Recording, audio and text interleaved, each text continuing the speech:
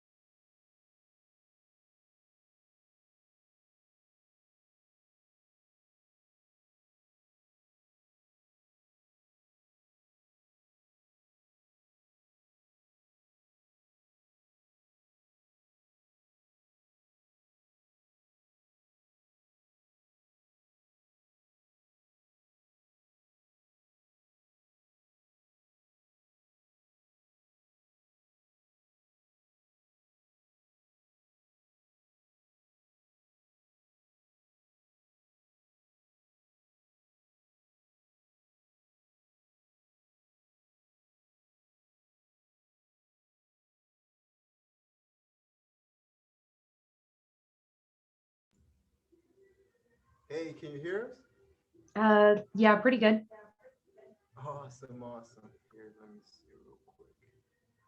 Yeah, I'm just setting everything up for Tommy. He's gonna be Yeah, teaching class today. I am having a hard time. It's because I don't have any speakers. Are we gonna Okay. kind of be wired up like we were for that little for the huddle meeting? Wait, the what? she said she can't hear you. You can't hear me? Not very well anymore. Okay, don't worry. You'll be using. Wait. Can you hear me now? Yeah, oh yeah. Oh, okay. Yeah, because this is connected, the little thing, Okay. and it was all the way over there. Awesome. Yeah, he's gonna be using this little microphone. Okay, awesome. Awesome. Okay. Okay, so your name is Sydney? Sydney, Okay, yeah. Sydney. Awesome. Awesome. You're the first one here. Did they tell you we're gonna start at 1? Yeah, I was just got told that by Melissa that it's gonna be 1:30. Okay, awesome. Yeah, because I don't see Tommy yet, but he should be coming in. Are you under like Vents or what team are you under with? I'm under Geo and Melissa. Oh, okay. Okay. Awesome. Are you here in Illinois? I'm actually in Colorado Springs, Colorado. Oh, yeah, that's crazy. Yeah. Okay. So you're gonna be handling benefits out here from all the way to Illinois. Yeah, pretty much. That's awesome. How's the weather over there? It's a gorgeous day today. It is like 85 and sunny outside. so what are you doing here? No, I I'm know, kidding. right? Making the sacrifices. Exactly. Let's see here. Do you know if anybody from your team is gonna hop on too? Or I'm not sure. I did let Melissa know, and then Christina knows too, but I'm not sure if anyone else is. oh, okay.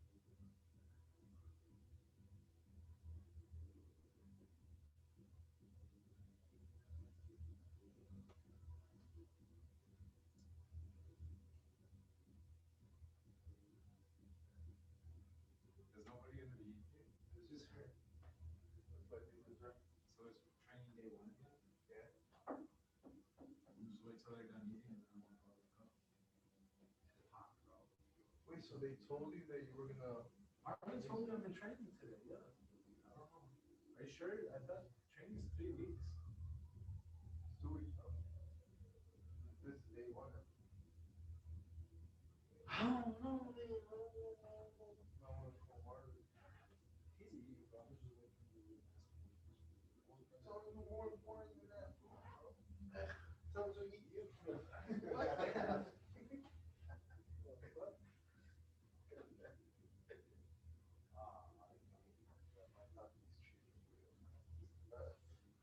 I'm going to party room, review a little bit.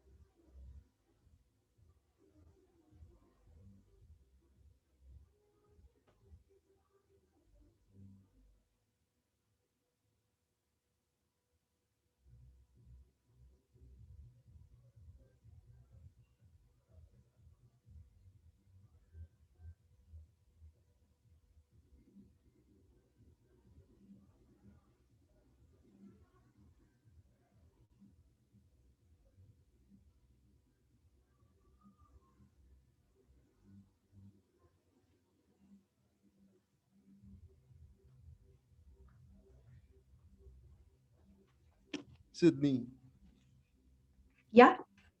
So since you're actually the only one right now that's going to be in training, we're just gonna put you a video. They're just gonna Similar do what what? you Put a video up? what was that? You said they're just gonna put a video up? Yeah, I'm gonna put up a video. Oh, okay. All right. Let me see here. It's pretty much the same thing he was gonna go over, just recorded. Okay. No need to raise your hand or anything. Right. 1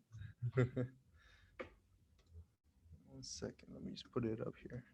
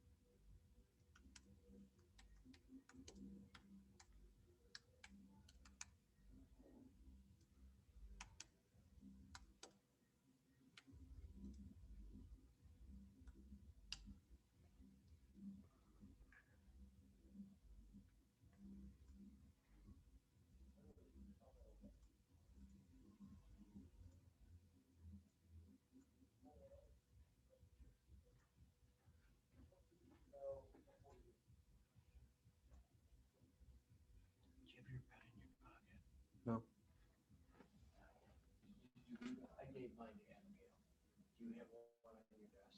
I think yeah, I have one at the desk. Yep.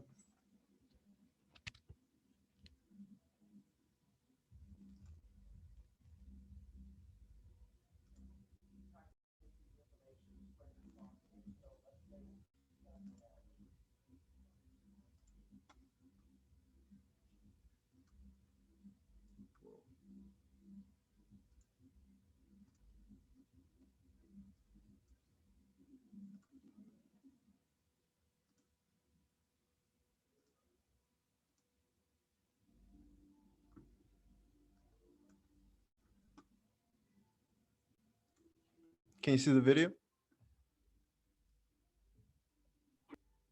Awesome. Okay. Yes, I can. Sorry. No, you're good. You're good. So just let me know if you can hear it. I apologize. Again, this is what I do every day in my life, guys. Every day I'm adjusting cameras. So this is We'll get lesson louder. number 1. Okay. We're in the virtual world. At this point, everybody got their license. Everybody should Yeah, have I can hear it. for whatnot. Awesome. So All right, I'll welcome just to the leave you training be class for today, and hopefully you were in next the 3 agency hours. meeting. If you are not, welcome. If What you- we're going to go there'll over be a couple today, we'll breaks. spend My bad.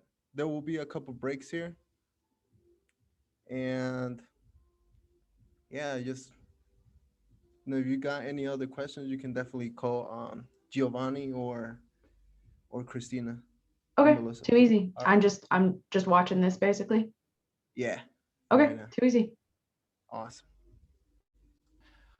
I'm going to try and get through the information as quick as possible. So let's say we'll spend maybe an hour on the first part, take a little bit of a break, and then we'll go into the second part. So the first part is just going to introduce you to really what you need to know before you get started, some introduction stuff. And then we'll go into understanding the opportunity, which is basically a lot of numbers. So the second part of today is going to be more numbers. So if you're not good with numbers, or the good news is it's very basic math, nothing crazy, nothing rocket science or anything. So I'll go over that and probably be using the whiteboard. I brought a marker in here, and we'll break some numbers down on the board. All right. So at this point, everybody got their license. Everybody should have their script.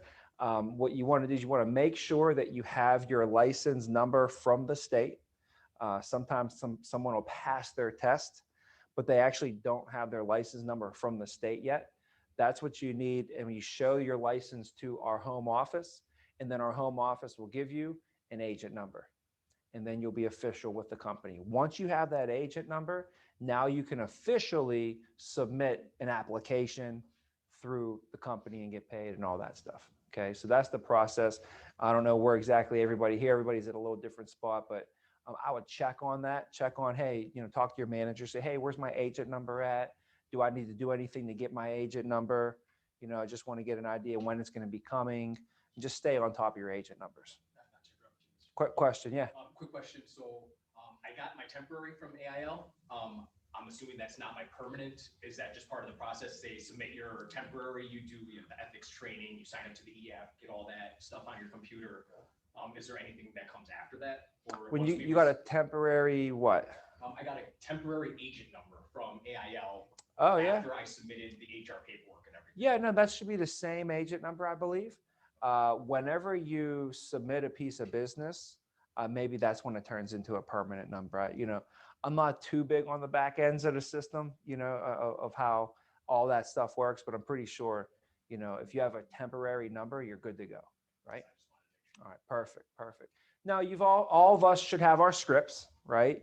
The script is something that takes a good 40 hours to memorize and learn. I'll just stress the importance of it for you. The script is like, if this is like your career is going to rotate around this script. So if you have the script down really good, then and the wheels going, it's going to be nice and tight. But if it's not that down so well and it's going to be wobbly, right? So you want to make sure that that your script like verbatim, and then during the training process, we'll teach you all the nuances, the ins and outs, how to say things. Because remember, it's not what you say, but how you say it. But right now, we just need to worry about what to say. So as long as you can say the script and say it verbatim and say it almost like a robot, we'll teach you the how to position things and tonality and different stuff like that. So the better that you know the script, the better you're going to be able to teach it to other people as well. So if you're here to get in leadership and the management, if you want to grow and build an organization, I always told myself, if I don't know it that well, how am I going to be able to teach it to other people? But if I know it really, really well, then I'm going to be able to teach it to people really, really well. So you can't give what you don't have. So that's why I really wanted to master the script. Was not even for myself, because to be honest with you, I could probably go out there and just talk to people and make some sales. I got personality, you got personality, we all got personality. We can do all that, but it's not duplicable. So that's why I really stressed for myself to learn that script, because I needed to have something that was transferable and duplicable, and I could just train to someone, they could train to someone, they could train to someone. And I've seen this for years and years and years, 13 years now in July, or in June, I'll be 13 years with the company. And I've seen this system be something that's replicable and duplicable. But when people go off and they start doing stuff on their own, that's great, but it's not as duplicable. And then you can't grow that into leadership as much, right? So the script is so important for a lot of different reasons. And it works. It works. Chances are, if you're out and if you don't have the success that you need to have, chances are you're just not doing it the right way. You're probably not saying the right words, or you're not saying them the right way. So really, it's three things. It's always what you say, how you say it, and when you say it. So you got to say the right things. You got to say them at the right time, but you also got to say them the right way. Those are the three components to sales. But if you find someone that's making a lot of sales, and then you find someone that's making an average amount of sales, and you find someone that's making less than average amount of sales, the difference is in what they're saying. That's it. This person who's making above average sales is saying different things than the person who's making below average sales. And the cool thing is, if they wanted if the person who was not having much success, if they wanted to start having the same success as them, all they got to do is just start saying what they're saying. It's crazy. It's three things. It's what you say, it's how you say it, and it's when you say that. You got to say the right things the right way at the right time. There's certain times in your presentation where you're going to want to be jovial. You're going to joke around and lighten the mood a little bit, you know, and you're going to have a certain joke that you're going to have to say a certain way, you know, and that's the way certain jokes only work if you say them certain ways, you know. So you're going to have a certain joke, you're going to have to say it a certain way, but you also have to have the timing. If you don't say that at the right time, it might not hit home as well, or it could actually cause a bad effect. For instance, you know, if you're trying to set the mood and maybe, you know, talk about something serious and you decide to say that joke, you're like, dude, I said the right joke. I said it the right way. I said, yeah, but guess what? You said it at the wrong time. That was not the right time to say that joke right there. It was a great joke. It really was. So you got to know what to say, how to say it, but also when to say it. And that's going to be practice, a lot of practice. So don't ever think like, because you've been here for 3 months, even 3 years, you're still practicing. A doctor has a doctor's what? They have a practice. So this guy went to school for 7, 10 years. They went to school for 10 years. Hey, how's it going? You didn't miss much.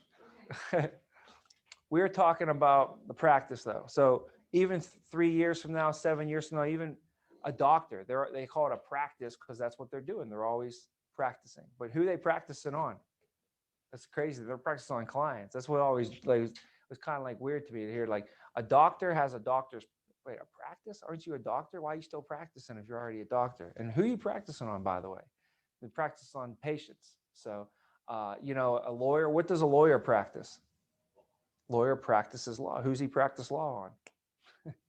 The people who pay him, right? So it's all, you're always gonna have to keep practicing and getting better. So the script is the first one. We got to admit somebody here. Let me get her in. Should pop up on, there we go. All right. Can you hear us?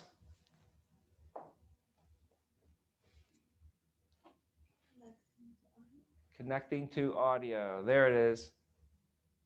Is it Thela? Hey, okay. There we go. Now it's a party. Now it's a party. Now we got everybody. So anyways, you know, that's the thing. And the script is an easy way for you to always go back to, if you're off, if you could always go back to your script. That's the basic part of the whole system. So good. So now everybody got their scripts down. That's great.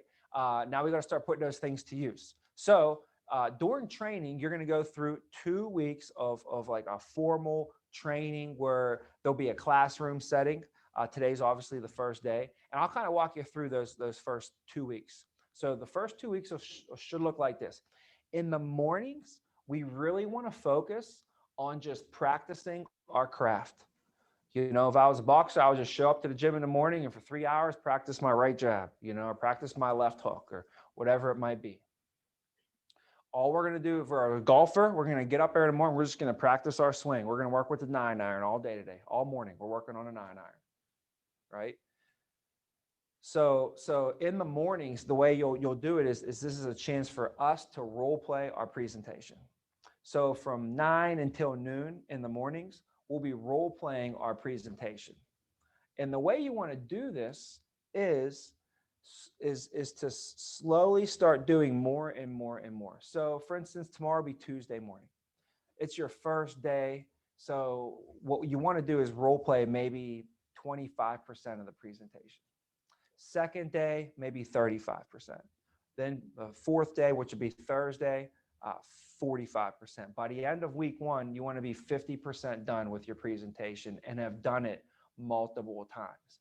Because rather than knowing the full presentation by the end of this first week, guys, but only knowing it kind of 50%, I'd rather us know only the first 50% of the presentation, but know it 100%. So this week, the focus is the first half of the presentation, getting that down pat, just crushing the first half, okay? And knowing that 100%. So the more that we just go over that and role play it, and tomorrow is your first day, so you might only do logging onto the computer, building rapport, and telling them why we're there, and maybe playing the introduction video. Maybe that's all we get to. But we go over that enough to where we really get it down. And then we build on that to the next day, we can go into some of the no-cost benefits. And then the next day we go into more no cost benefits. And then by the end of week 1, we can go through the whole first half of this presentation and feel 100%, that we got it down 100%, done it enough. Now, second week, second half. So in the second week, we're going to still do the first half, but now we're going to start going into the 60%, 75, 80, 90. By the end of the second week, you role played in the morning, the full presentation a bunch of times. Also, what your goal is by the end of these 2 weeks is to have one of your presentations that you've done on film, because you could go on a Zoom call and just click record and film it and have like your final one, like this is my final best one, and that you can kind of go off of and your manager can watch with you. Because a lot of times you don't realize it until you see yourself. So I would really recommend to record yourself practicing, not just like watching yourself present in with a client, but practice before you go in. When I was playing football, we would have football practice in college, especially as they did this. They would have these big towers built all around the football field so that cameramen can go up there and film from a different perspective, right? So we wanted to get a different point of view from a whole different perspective as well. So we had on each side of the field, there's like 4 of them, there's 4 of them, and they would film our practice. And then after practice, we have to go watch ourselves practice. Like it wasn't enough for me to spend 2.5 hours practicing. I had to go spend another hour watching myself practice. And we weren't allowed to go eat until we watched practice. And the coach or the GA would sit in there, and if we messed up, he'd rewind it. You say, you see right there? See right there how you got let him, he got too close to you, right? You got to always keep your distance right there. You see that? And he'll point it out and replay and show you a bunch of times. If you miss a tackle, that's the worst thing, because the whole team's in there and he's rewinding you missing a tackle and stuff, right? So the whole point of it though is taking that same concept. Think about, why do championship sports teams and championship golfers, they set up a camera and they film themselves swinging, and then they send that film to experts, and then the experts give them feedback. What if you were able to film yourself and you send it to Tiger Woods every day, and Tiger Woods was like, oh, this time you got to do this. You send, all right, hey, I'm going to film it, send it back to you. Then he says, hey, you did exactly what I said to do, but now you got to put your elbow down. Now you got to lift your head up.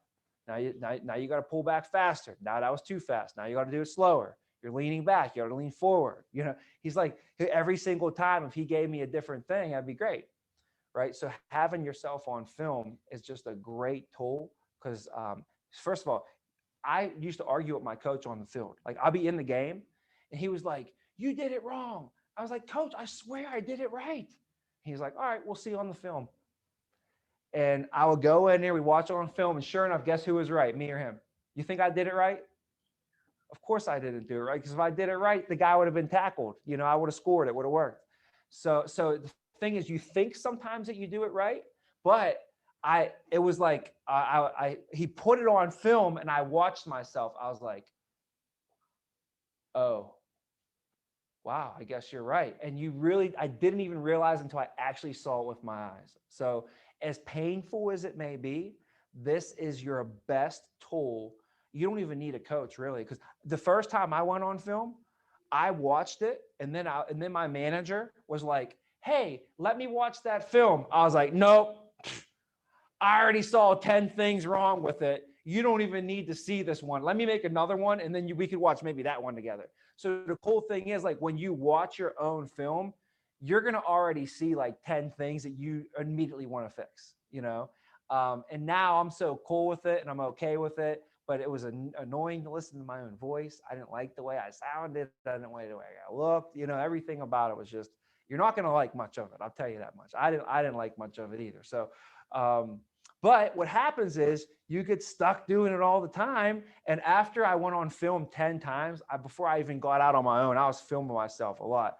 I was like, all right, I'm used to it by now. So you get used to it. So I tell you, that is probably one of the biggest tools you can use is whenever you do any practice at all, any role playing with somebody or doing your presentations and stuff, film them as well. So you won't waste that time. You can get more usage out of that hour. You know, I could go on film. I could do a presentation right now and practice it. I'll get better because I practiced. But if I film it and then I could go back and watch that, it's like making more use of that 1 hour than that. So I just want to give you guys the best tool that I know, and they call it the eye in the sky never lies. It's the camera on you. Oh yeah. We should have. You know what? There is a. Here, let me grab it for you. Extension cord. This might be long enough. No, look, I got this right here for that purpose. See this? Well, I don't know. Let's see. Like, we're definitely going to need an extension cord one day in here. Okay. So there's, Thank you so much. yeah. That's it. Perfect. All right, next thing is, so in the mornings, what are we doing? Role playing, right? And the goal is by the end of week 1 to crush 50%, by the end of week 2 to get 100% of the presentation down. We've done it a bunch of times, you know.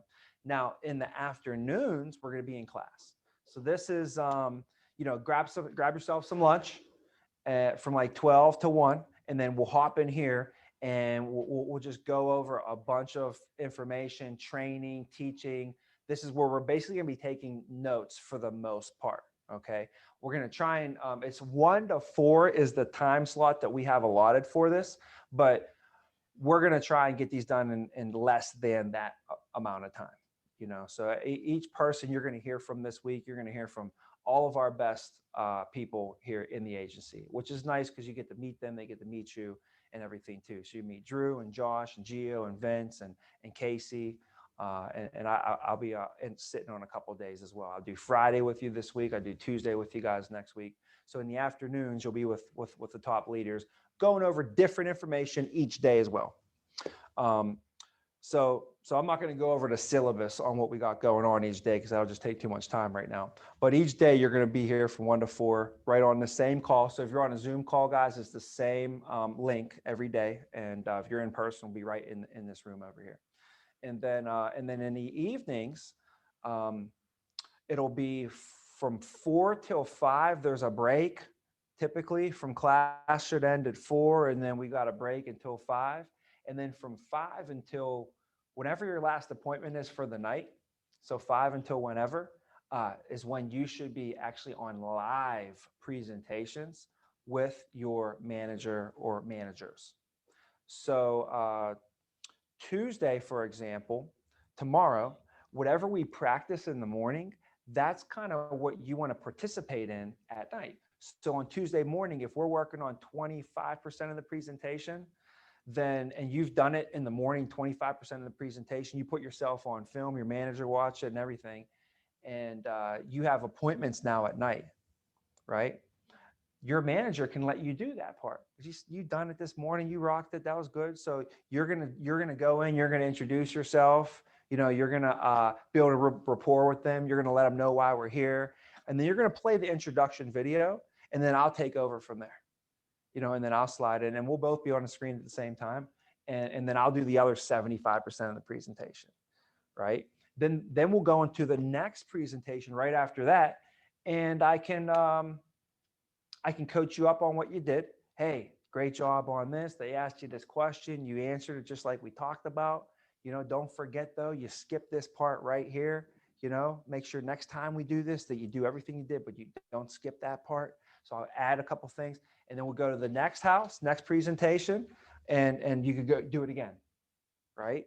And then maybe you could even go a little bit further this time, a little bit further. And every time the goal is for you to take it a little bit further. So, and I do less. You do more, I keep doing less until the end of week 1, you're doing 50% of the presentation and I'm doing the other 50%.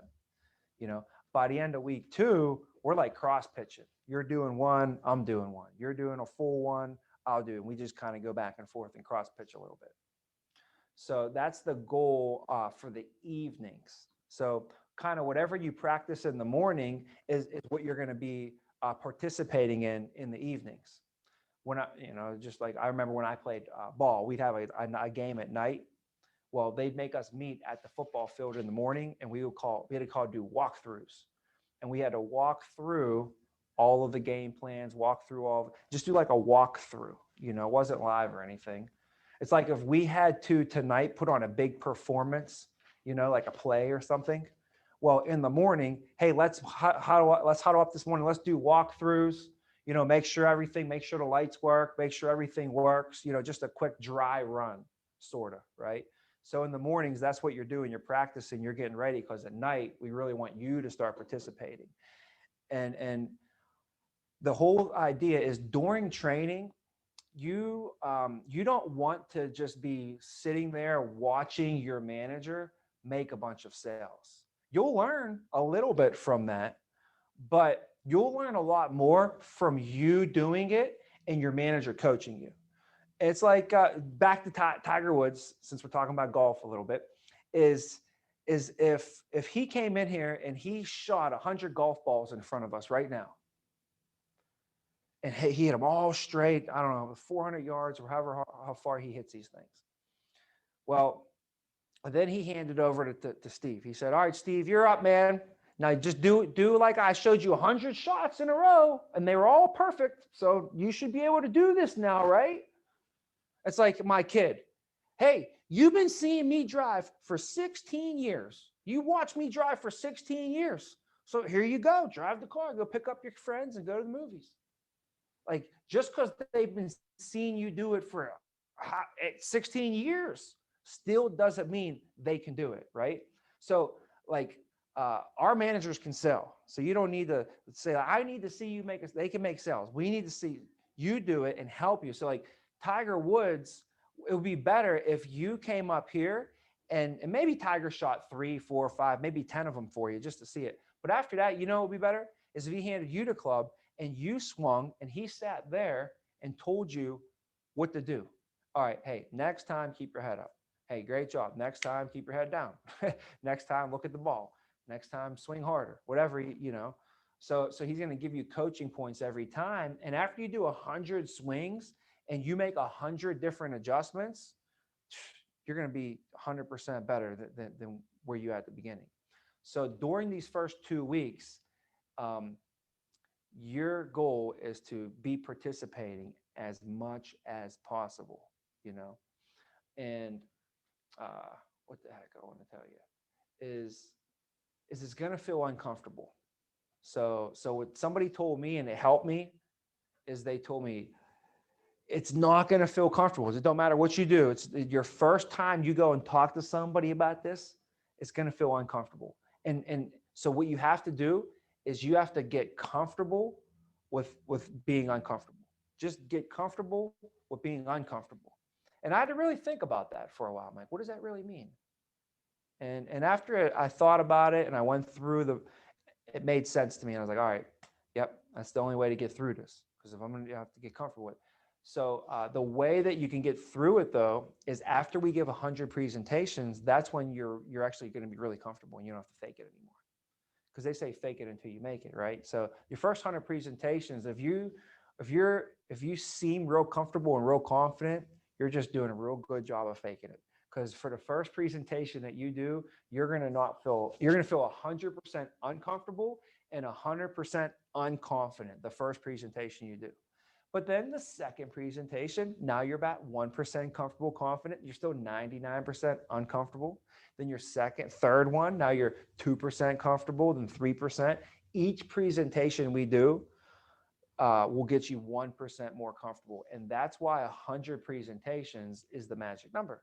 Once you hit 100 presentations, that's when you start to feel 100% comfortable and 100% confident. And that's what people buy. So people buy you. That before the company, they're going to buy the company, they buy the product, but at the end of the day, they buy you. The presentation, all that, they buy you. And what they're buying is a confident you. So you want to know what people buy? It's confidence. They want to be able to go to sleep at night and know that when they wake up in the morning, their family's protected. They want to know if something happens, They're confident that everything is going to be taken care of because of you. So what they buy is a confident you. And until you give about 100 presentations, you're kind of almost faking that confidence. Okay.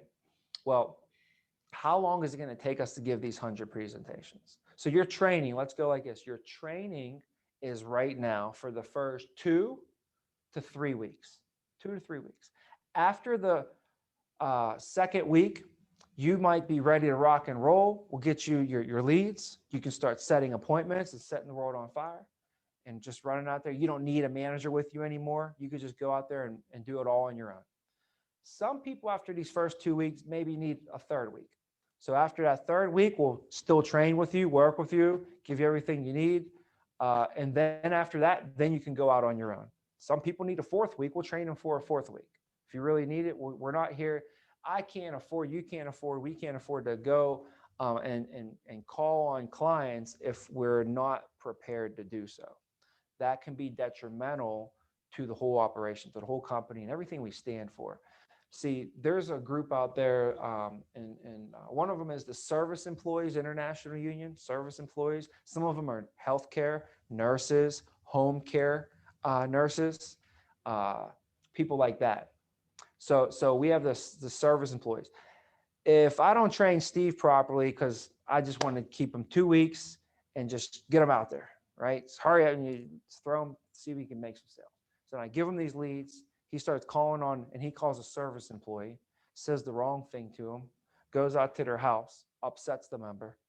The member, what do you think they're going to do? They're going to go to work tomorrow and talk to their president. And the president's going to say, hey, what's going on with this American income? You know, you guys are supposed to be doing this, and they're telling me you guys are doing this. I'm canceling this program. If this is, my members are going to, they're not going to, the president makes the most money in the union. Do you think the president likes their job? Do you think the president is going to get voted in again if we're calling and pissing off all their members? They're going to fire him, right? He would rather fire us before they fire him. You know what I mean? So he will cancel the program, or she, and she'll say, there's no more American income for the service employees. That was 6,000 members that we had. 6,000. That could feed you and your family for the next couple of years. One person here. And we lost that whole group because of why? Because we didn't do the system properly. We didn't train them properly. We shortcutted things. You know, so what happens here is if you try to take the shortcut, then your results get cut short. You know, so we try to make sure we do things the right way through the training process. And if it takes an extra week, even if it's an extra 2 weeks, we come this far, we can't afford to just, you know, cut some corners. What do they say? If you cut the corners will cut you. You ever hear that one? So I was really trying to be very diligent on just making sure I try to be as by the book as possible. So with these 100 presentations now, how long should it take to do 100 presentations? Well, at 10 presentations per week, if we look at 10 per week, and we need to do 100 presentations, obviously, how many weeks? 10 weeks. So if we do 10 presentations a week for the next 10 weeks, we'll be at 100 presentations, and you'll be where you need to be, 100% comfortable, 100% confident, all that stuff. How long is 10 weeks? How many months? 2.5, about. 3. Yeah. Yeah. 2.5. So 2.5, right? Now, what's interesting, you're going to see here in a little bit, is that I'll go over it right now. This will just give us a little bit of information we're going to go over today anyways. I'll just go over it now. Okay.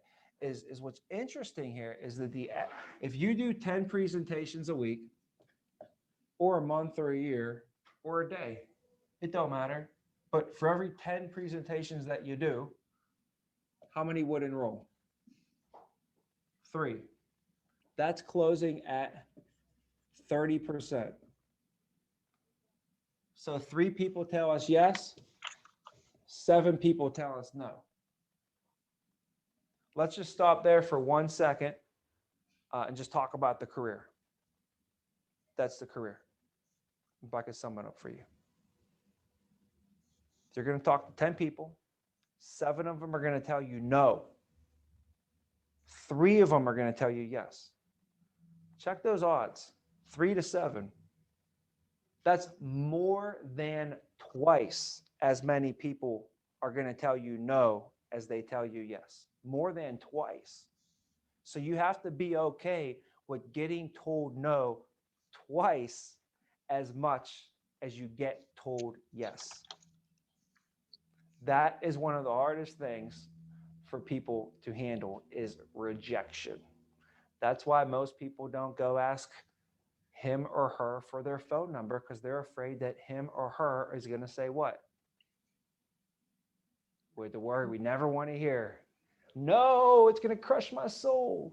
No, it kills people. No, no, no. That's why most people don't even ask is because they don't even want to get told no. Here's the worst thing about it. This is an epiphany of a lifetime I had. Is that if you don't go and ask him or her for the phone number, what is the answer for sure going to be? No. No. And what are you afraid of?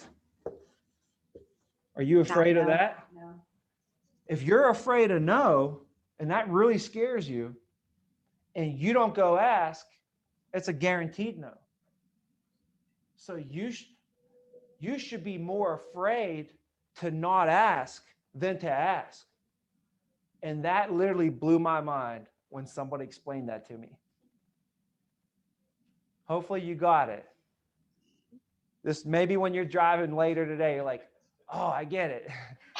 But it's going to catch you, I'm telling you. You got to say it a couple times over and over.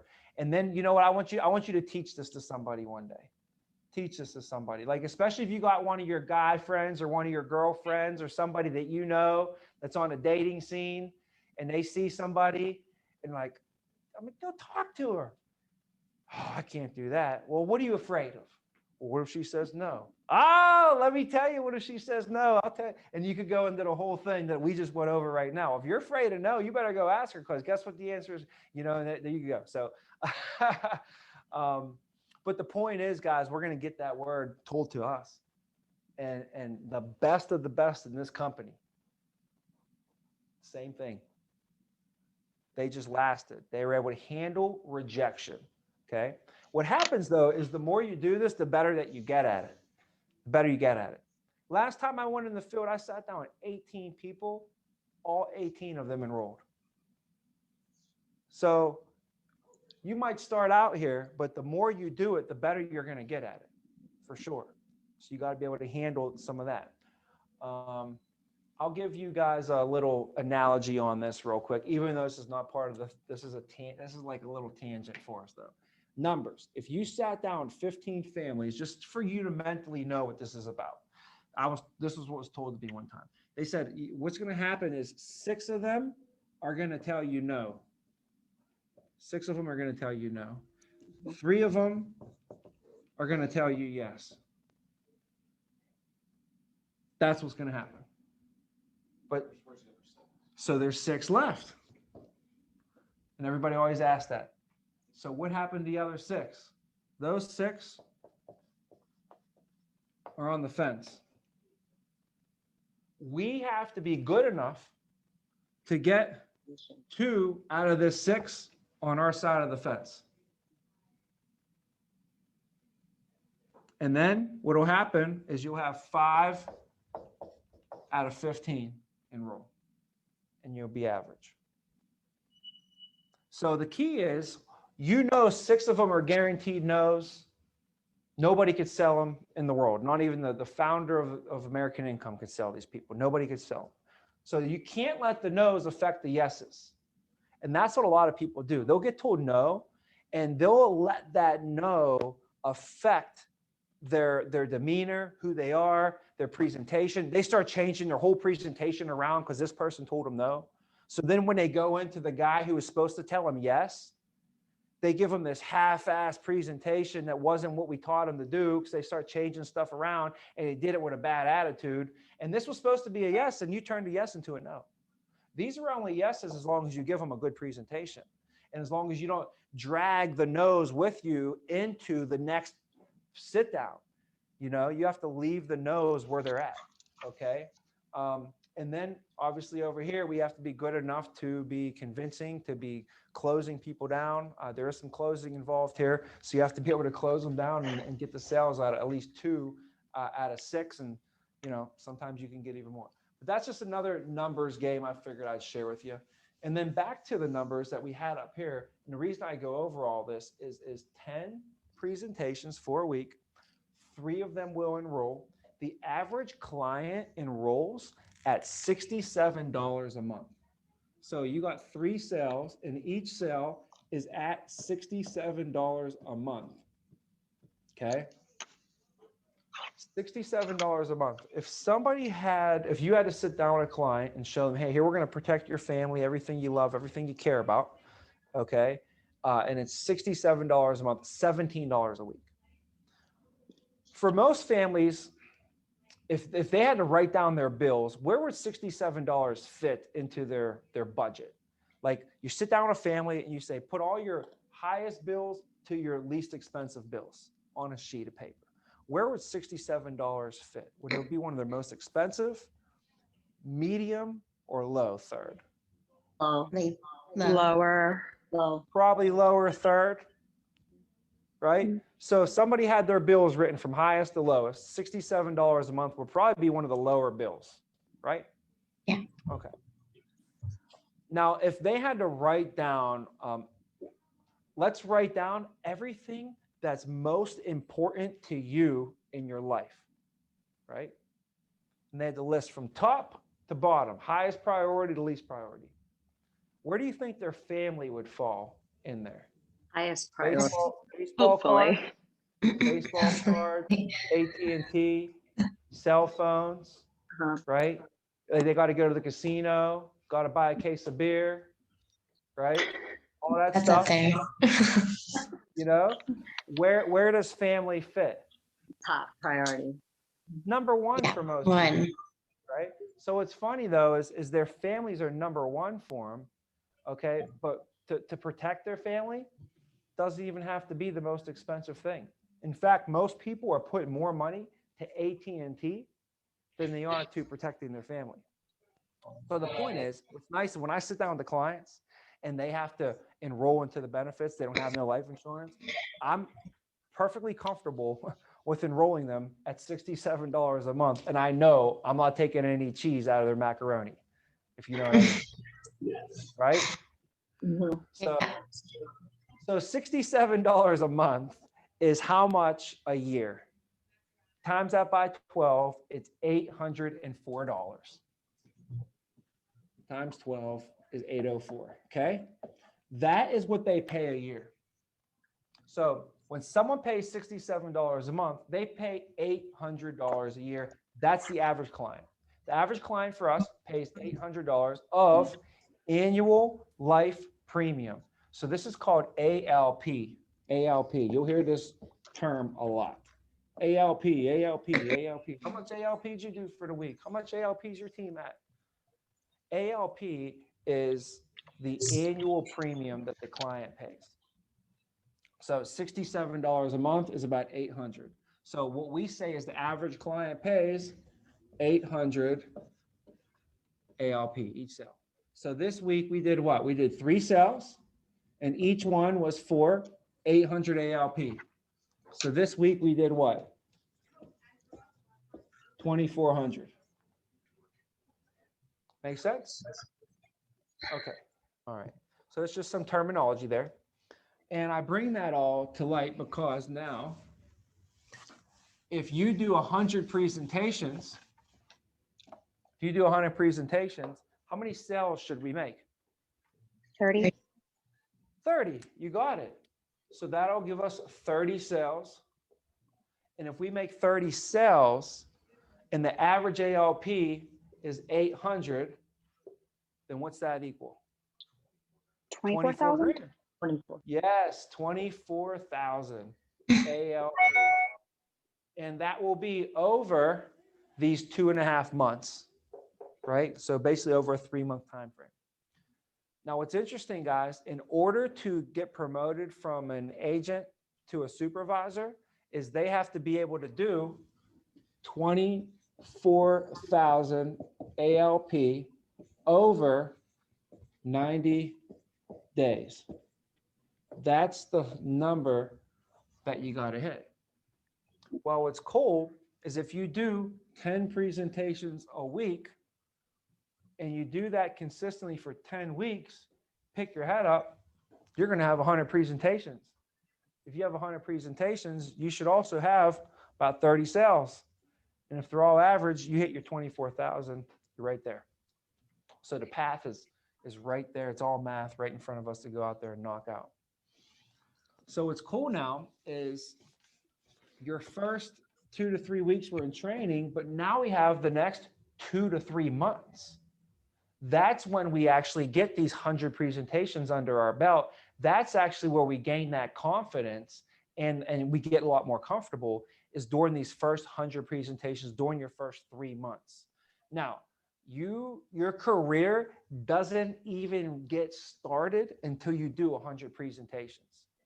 So the saying is that you didn't even get started until you give 100 presentations.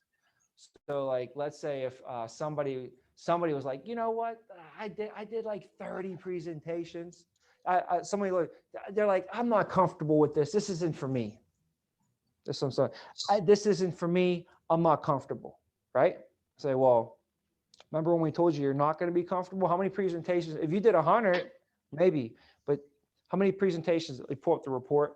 We find out this person did 33 presentations. So I'm like, well, you probably right now, you probably feel like 70% like unsure. You probably feel about 30% comfortable. You know why? Because you only did about 30 presentations. So if somebody ever was like, oh, I can't do this, or I'm uncomfortable, well, of course, I think you have to do 100 presentations before you're 100% comfortable. And if they wanted to like quit, if you want to quit before you give 100 presentations, then I will say that you're not quitting anything at all. You're like, you actually, in order to quit something, you actually got to get started, and then you can quit at, but this ain't quitting. You didn't even get started yet, you know? So giving those 100 presentations is so nice, because not only is it going to get you the comfortableness that you need to, but if you do them right, 3 months from when you get off on your own, you should also be knocking on the door for your promotion. How crazy is that? So where are we at? We're in April right now, April. So you'll get trained up April. Let's just say May. We'll use May, okay? So you train in April, May, June, and July are the 3 months. So you go out there May, June, and July, and over these 3 months, you give 100 presentations. At the end of these 3 months, you'll have all the numbers that you need. And after July, you can be promoted to a supervisor going into August. So then the last 5 months of this year, you can start building and growing into a supervisor and basically be putting yourself in position to, by the beginning of 2022, you could be promoted to the manager. So you could literally crush these first 3 months. And you don't really ever got to crush it. Just do 24,000. Just so you guys know, I came into the company back in 2008. June will be my 13 years. I got trained in June, and then July, I got to go off on my own. They gave me leaves. I was able to go off on my own.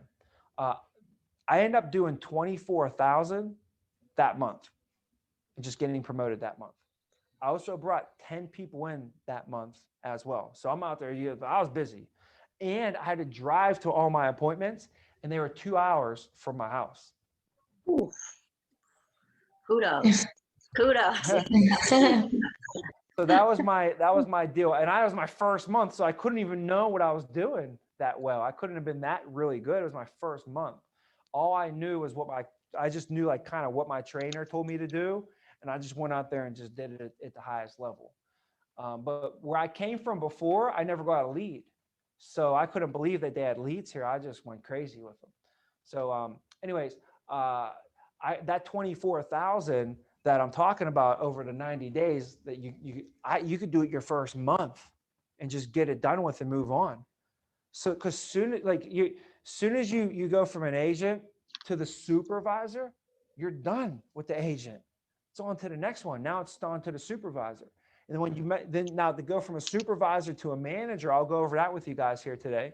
But once you go from the supervisor to a manager, you're done. No more supervisor stuff. It's on to the next one. It's on to the next one. It's on to the next one. And we keep growing. So it's like, how long do you really want to mess around at the agent level? How long do you really want to mess around at the supervisor level? They promoted me to a supervisor. That month I brought in 10 people. And I run and crushed it again. So in July, got promoted after 1 month to a supervisor. August of 2008 was my first month as a supervisor. It was my only month as a supervisor. People say, Tommy, what did you do when you were a supervisor? So I don't know. I was only a supervisor for 1 month. You know what I did when I was a supervisor? I stopped being a supervisor. If I'm a supervisor, what do you recommend I do? Stop being a supervisor. Go be a GA. That's what I did. Sorry. What do you brought people in? Like you got people to work for the company? Recruited them. Okay. Yeah. I recruited my team because basically what they showed me at the beginning is they were like, so, if you're able to have 10 people and they all do average numbers, 2,000 a week, your team's going to do 20,000. And if you can get a team to do 20,000, you'll be making $200,000 a year. I'm like, what? That's the goal. You want me to get 10 people to come here and they don't have to cold call, prospect, they set the appointments, and then they get paid residual income for the rest. So I got to get 10 people to make residual income for the rest of their lives and help people. And then if I get 10 people to do that, I'm going to make $4,000 a week. Like for $200,000 a year, I can get 10 people to do anything. You name it. Like if we got Saturday morning, I'll get 10 people to go jump out of an airplane and go skydiving with me. Especially if you put $200,000 on the line, they'll jump out of an airplane. I'll get them to do that, right? This ain't jumping out of an airplane. This is just making money, residual income, and helping people out. I can get 10 people to do that, So my first month, I brought in like 10 personal recruits from friends, family members, the fullback that played my fullback high school football team. My fullback came aboard. Casey Kunash was one of my first recruits in my first 3 or 4 months here. My dad used to do mortgages back in the day. So he called up 3 of his mortgage buddies and one of them was selling suits. So that was an easy one, like, so you have to be resourceful. And the thing is, these 10 people, they had to get in their car and they had to drive to my office. And if they weren't within a 20-mile radius of my office, I couldn't recruit them. It was a pretty tough gig to convince somebody to drive 2 hours for an interview or something like that. So I had to get 10 people in the hard way. You guys can bring in anybody from anywhere in this country and they don't got to drive anywhere. Think about that. Virtual. So you think, I didn't have Instagram back in the day. So this is all word of mouth. I went through my cell phone, which was not even close to what it was today.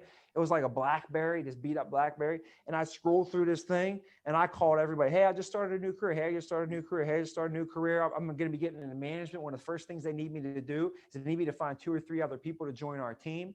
We're at a huge point of growth right now. These people are going to be earning professional income. They got to be people. Do you know anybody who's looking to make professional income that wants an amazing opportunity? And they'll either say, how about me? And I'm like, oh man, I'm sorry.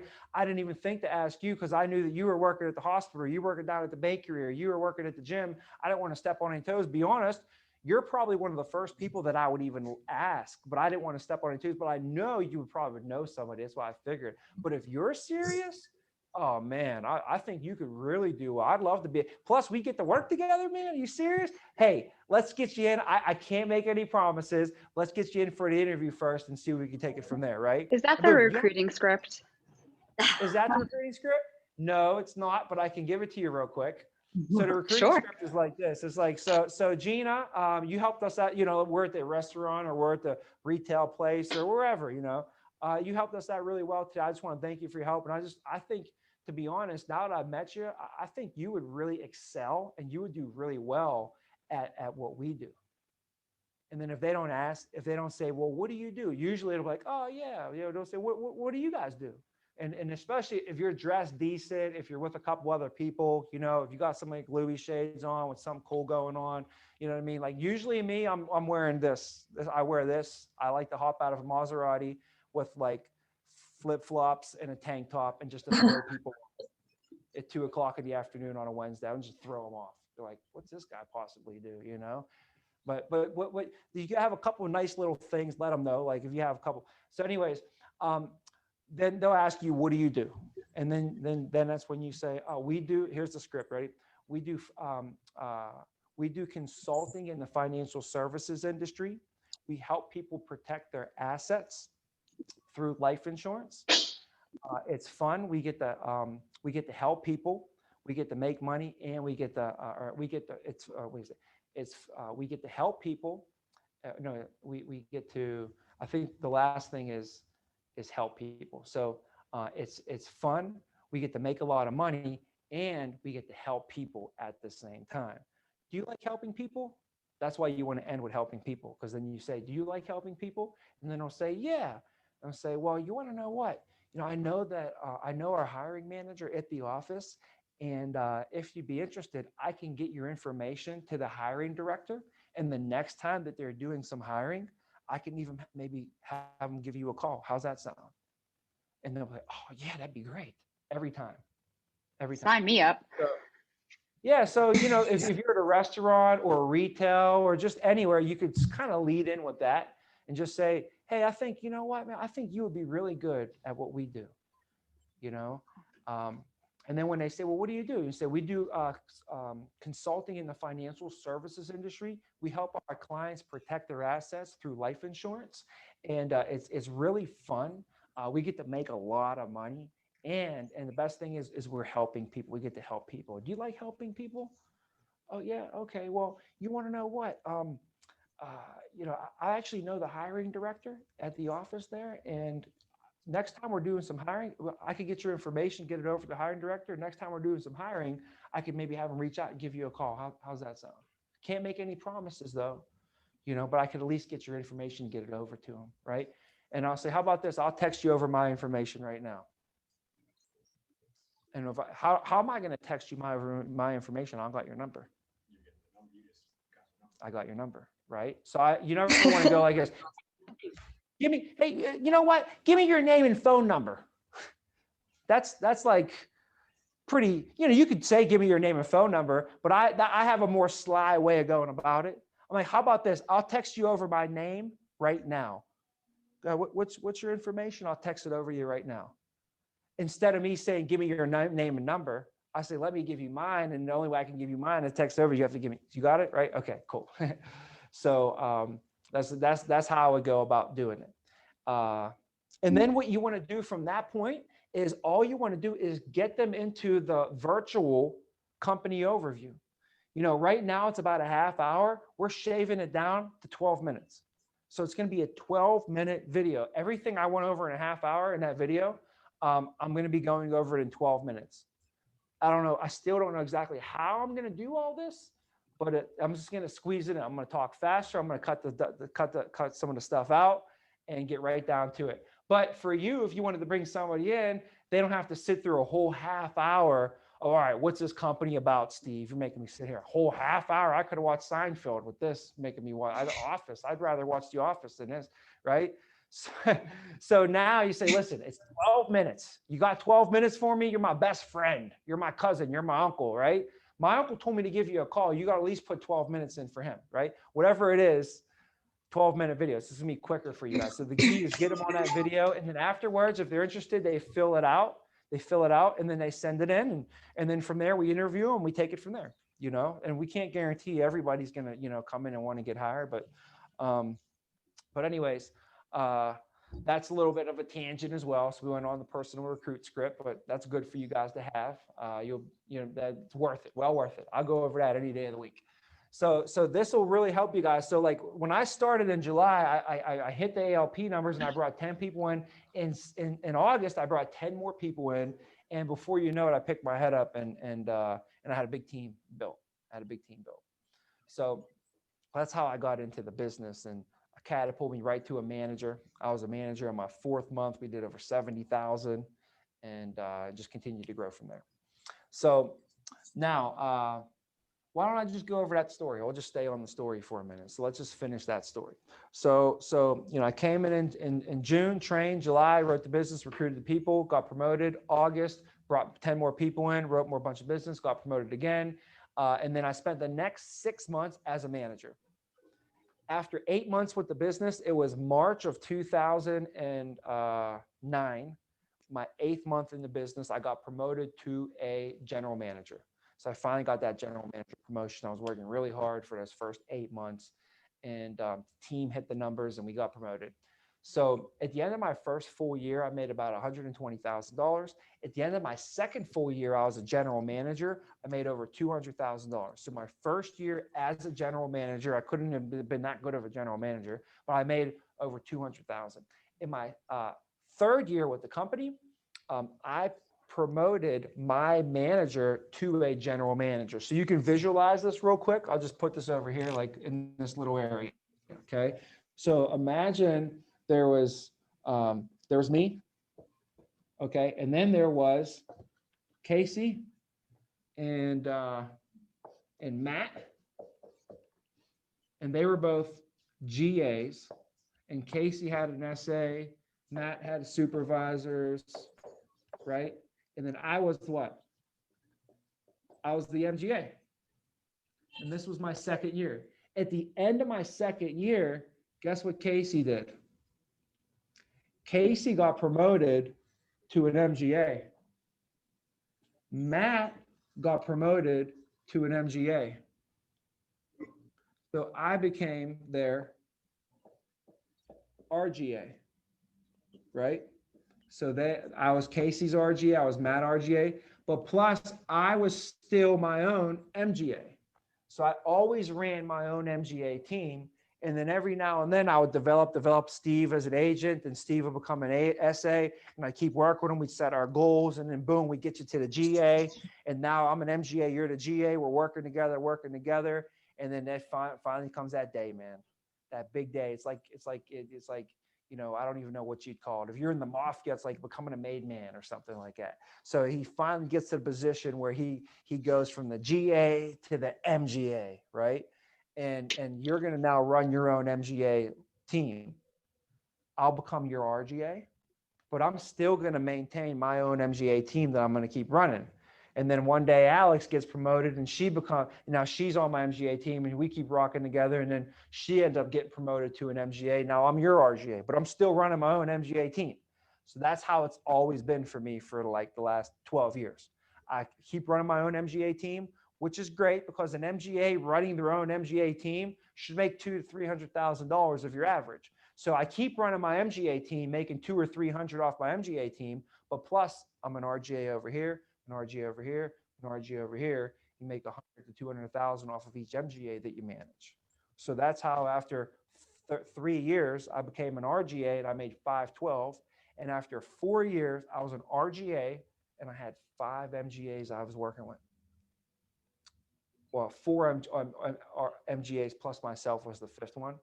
And I made $937,000 in my 4th year with the company. 2012, right? I was 28 years old. Couldn't believe it.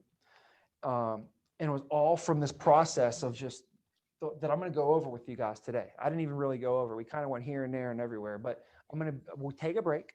We're going to come back. We're going to go over numbers. Okay. So just take a good break. Sometimes I go over numbers and I see people's like brains falling out of their ears. They're like smoke's coming out of their heads. There's like, so, some people's eyes start glazing over and they start like, like drool coming out of their mouth. so no, we'll take a good break, get some coffee, whatever. I might even get, you don't even want me to get coffee, but if I get some coffee, I'll be bouncing around in this room like crazy. But we'll take a break. We'll get back and we're gonna go over numbers and do a whole path, the math behind the path of how we're going to get all this stuff done. But really beyond all this, I'm just going to touch base on just like the beyond all this. So like I was telling you, the first 3 months now, we talked about the first 2 to 3 weeks is training class. First 2 to 3 months is what? Hitting our 100 presentations. But what's cool is if you do it right, you can also be knocking on the door and getting promoted right at the same time as that. So there's 4 milestones that you want to hit. And it'll take 13 months to really complete the cycle, no matter who you are. So the first milestone is becoming an agent. So that's getting through training and no longer being a trainee, and now you're an agent. So that's like becoming a butterfly. Like, you're in a cocoon, now you got your wings. So right now you guys are like in the cocoon, and right when you get released, you're going to get your wings. Okay. So that's your first milestone. The second milestone is when you hit your 100 presentations. And we already know why we want to hit those. Now, some people can hit their 100 presentations faster than others. It's just how many reps you're doing per week. If I do 20 presentations a week and Steve does 10, it's going to take me 5 weeks. It'll take him 10 weeks. So that's a gauge. Now that's your second one, is hitting 100 presentations. And how fast do you want to go from 0 to 100? Just like Drake says, real quick, right? 0 to 100, real quick. Real quick. So, and then after that, your third milestone is when you get promoted. So the first type of promotion is when you get promoted into leadership, but some people never get into leadership. Some people stay and as an individual producer, and they go and break records on those regards. And either way are great. Career paths, either way are great.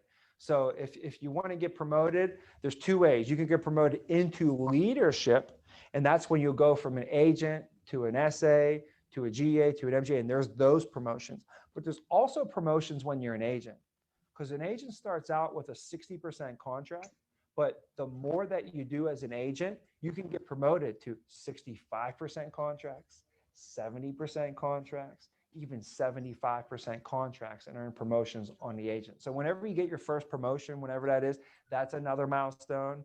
And then your fourth milestone is when we receive our first renewal check. And at that point, you completed all 4 milestones,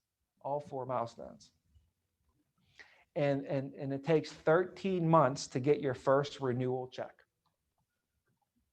Is that no matter how fast you finish your 100 presentations or anything? Yeah, because in order for a true renewal to happen, the policy has to renew into the second year. So whenever we get paid this money, I'll go over this a little bit today, but not in tons of detail. But whenever we get paid this money, that's all first year commissions that are being paid to us. And then if you get paid on the policy during the first year, that's all first year commissions being paid to you. In the second year, as soon as it reaches month 13, now you're going to get paid every single month in a renewal off of that policy. So the first month is just going to be renewals on just your first month of business. So 13 months from now, you're just going to get 1 month of renewals. But 14 months from now, you're going to get 2 months that have been paid out. And then 3 months get paid out, and then 4 months. And then it just starts becoming a crazy snowball effect. Because when you get into management, now it's not just the policies that you written, but it's the policies that you written plus all of your team. So the percentage when you're an agent is 3% renewal. But when I'm a supervisor, it's 4. When I'm a manager, it's 5. When I'm a general manager, it's 7% renewal. So when I write personal business, I'm going to get a 7% renewal on that versus when I was an agent, it was only 3. Plus, not only did I write business, but I had my whole team write business, and I get a 2% renewal on all of my team when I'm an MGA. Yeah. So now this month, your team did 20,000 a week. You did 80,000 this month, right? So you're going to get a 2% renewal on that for the rest of your life on this month, right? As long as they keep paying and renewing, we keep. Yes. The only way that obviously you're only going to get a renewal on if it renews. So the policy still has to be enforced and that money got to be paid every month. And what I explained to the class the other day is that the longer that our clients have the policies, the more valuable it becomes to their family. Because if somebody's 30 and they take this coverage out and then they pay for it for $100 a month, they pay for it for a year, right? And then they cancel the coverage. They just paid $1,200, right? And what do they got? Nothing, right? So that's still, though, they might cancel, like I got to cancel it, even though I'm going to lose that $1,200. But now they keep it for 2 years, they pay $2,400. Now do they want to cancel? That's even harder to cancel. Catch them 5 years down the line. If you have a client for 5 years, do you think they're going to cancel? They just paid $6,000. Oh, by the way, if they do cancel, they just lost that $6,000 they put in. They get nothing for it. And if they want to go somewhere else and get the coverage, now they're 5 years older. They're going to cost them so much more for less coverage. So the longer they have it, the more it doesn't make sense for them to cancel what they have from you. So that's why it's such a strong residual income that you guys build, that we build in this business, in this industry, is because of the nature of the product that it is. See, I have friends that are in the insurance industry too, but they're in the property and casualty side of business. All of them call me all the time and they keep wanting to get in with us. Like, I got to get into life insurance, man. I've been doing this for 12 years. I got to get no residual income. There's no residual income in that. Look it up online. The average person switches car insurance every 3 years. There's no incentive for me to keep it. It's not like, oh, I'm older and I switch, it costs. It's life insurance. The older when you switch, it's going to cost you more. Car insurance, I could switch, get a better rate. 3 years later, get a better rate. 3 years later, get a better rate. 3 years later, get a better rate. And I'm going to go, I love you, Joe. I appreciate you. But if this company's going to do it for $100 less, that's my family. You know, like, I got an obligation to my family. I got to take care of my family. So as much as I love geckos, like, I have a gecko myself. I love geckos. They're my favorite animal, but my family gets an extra $100 if I go with the whatever this is over here. I'm going to start rooting for emus. Okay, I'm going to be an emu now instead of and then if they're not, I'm going to go be a duck, right? Whatever else that. So the whole point of it is that's what it's about. So that's what people do. With life insurance, they don't do that. What's cool. So especially with us and with you, and if you have a good client base and a good presentation and everything that goes along with it. So I could go on and on and on, but we got to take a break, because what I'm going to go over next is we can't just roll right into it. We need a break. So let's take 15 minutes, whatever time it is, just add 15. Let's go 2:30, 2:33. We could do 2:33. We'll hop back on 2:33. And I will try and crush this in less than an hour. If you guys, we already did some of the numbers. If you guys can just run through numbers and hang on, we'll go do this in a half hour and rock it. Okay. I'll drink some coffee and get ready to go. All right. I'll clean the board. I'll see you guys in 15 minutes and we'll knock out the rest of today. All right, thanks, Mr. Vina. Hey, thank you guys. I do have a quick question for you, Mr. Vina. Yes, sir. For the team building being like RGAs and whatnot, are we responsible to always build our own teams? Yeah. Provided with teams. Oh. I'm just unsure of how the. Oh, yeah. So this is, you build your own team here. No one's going to build it for you. And you know what? I wouldn't even really want anybody to build my team for me anyway. You know, if you're going to be a coach and you had to coach a team, would you want your players handed to you, or would you want to go pick them out yourself? I'll handpick it. You know, yeah. So Thank you for that. you got it. You know what? I'm gonna find out. Let's go. Me and you. In the kitchen. We have a coffee machine. There's a coffee area over there. Yeah, I'll show you.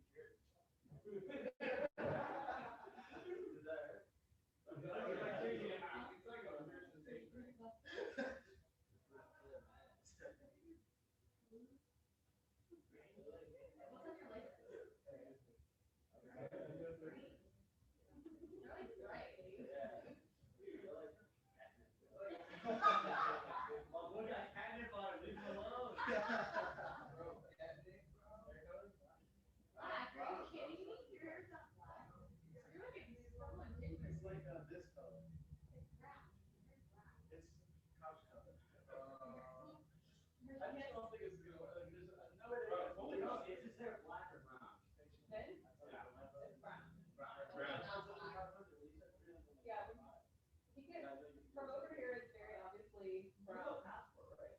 No, this is like a really old one. Oh, a passport? I just, so Matt tells me, hey, we're gonna be campaigning. I said, oh, so on the first. On the first, I went to the post office and sent my stuff out. Okay. And I had to rush everything, and I hope it gets here before then. But The first, it's 4 to 6 weeks, right? yeah, So you're cutting. yeah, so it's real close. And I was like, Dude, yeah, that is 4 to 6 weeks. yeah. Oh, that's expedited? Yeah. 10 to 12 is normal. But my brother got his in December and he got his back in 4 weeks and he didn't. When, December? And he didn't expedite it. Right. So. Wait, do you have yours? No. He's never gotten one before though. Like, have you ever had one? Or did you have to renew it? I had mine when I was under 16, so I didn't just renew it. I had to like do it completely new. And it expired forever. So. Not sure. Yeah, I think I'm thinking they're yours. Well, because I remember too, I brought, before you bought all those, I brought my own box and they're not in there. And I was like, who drank all this? What? No, but I was like, wait, like, 'cause I wondered that the other day. I was like, I remember bringing the whole box and I'm like, I don't even know if I drank any of them. Like, I don't know where they went.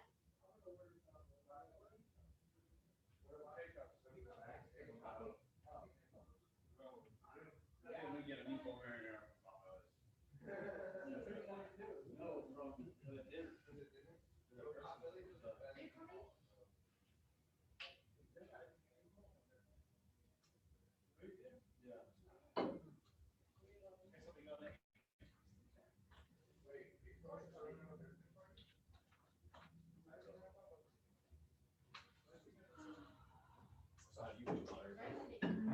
I feel like a lot of this is, I've heard so much about it already that I'm like, okay, this is a lot of like good review, like additional information, like little things here and there. I'm like, okay, cool. I didn't know that. That's new.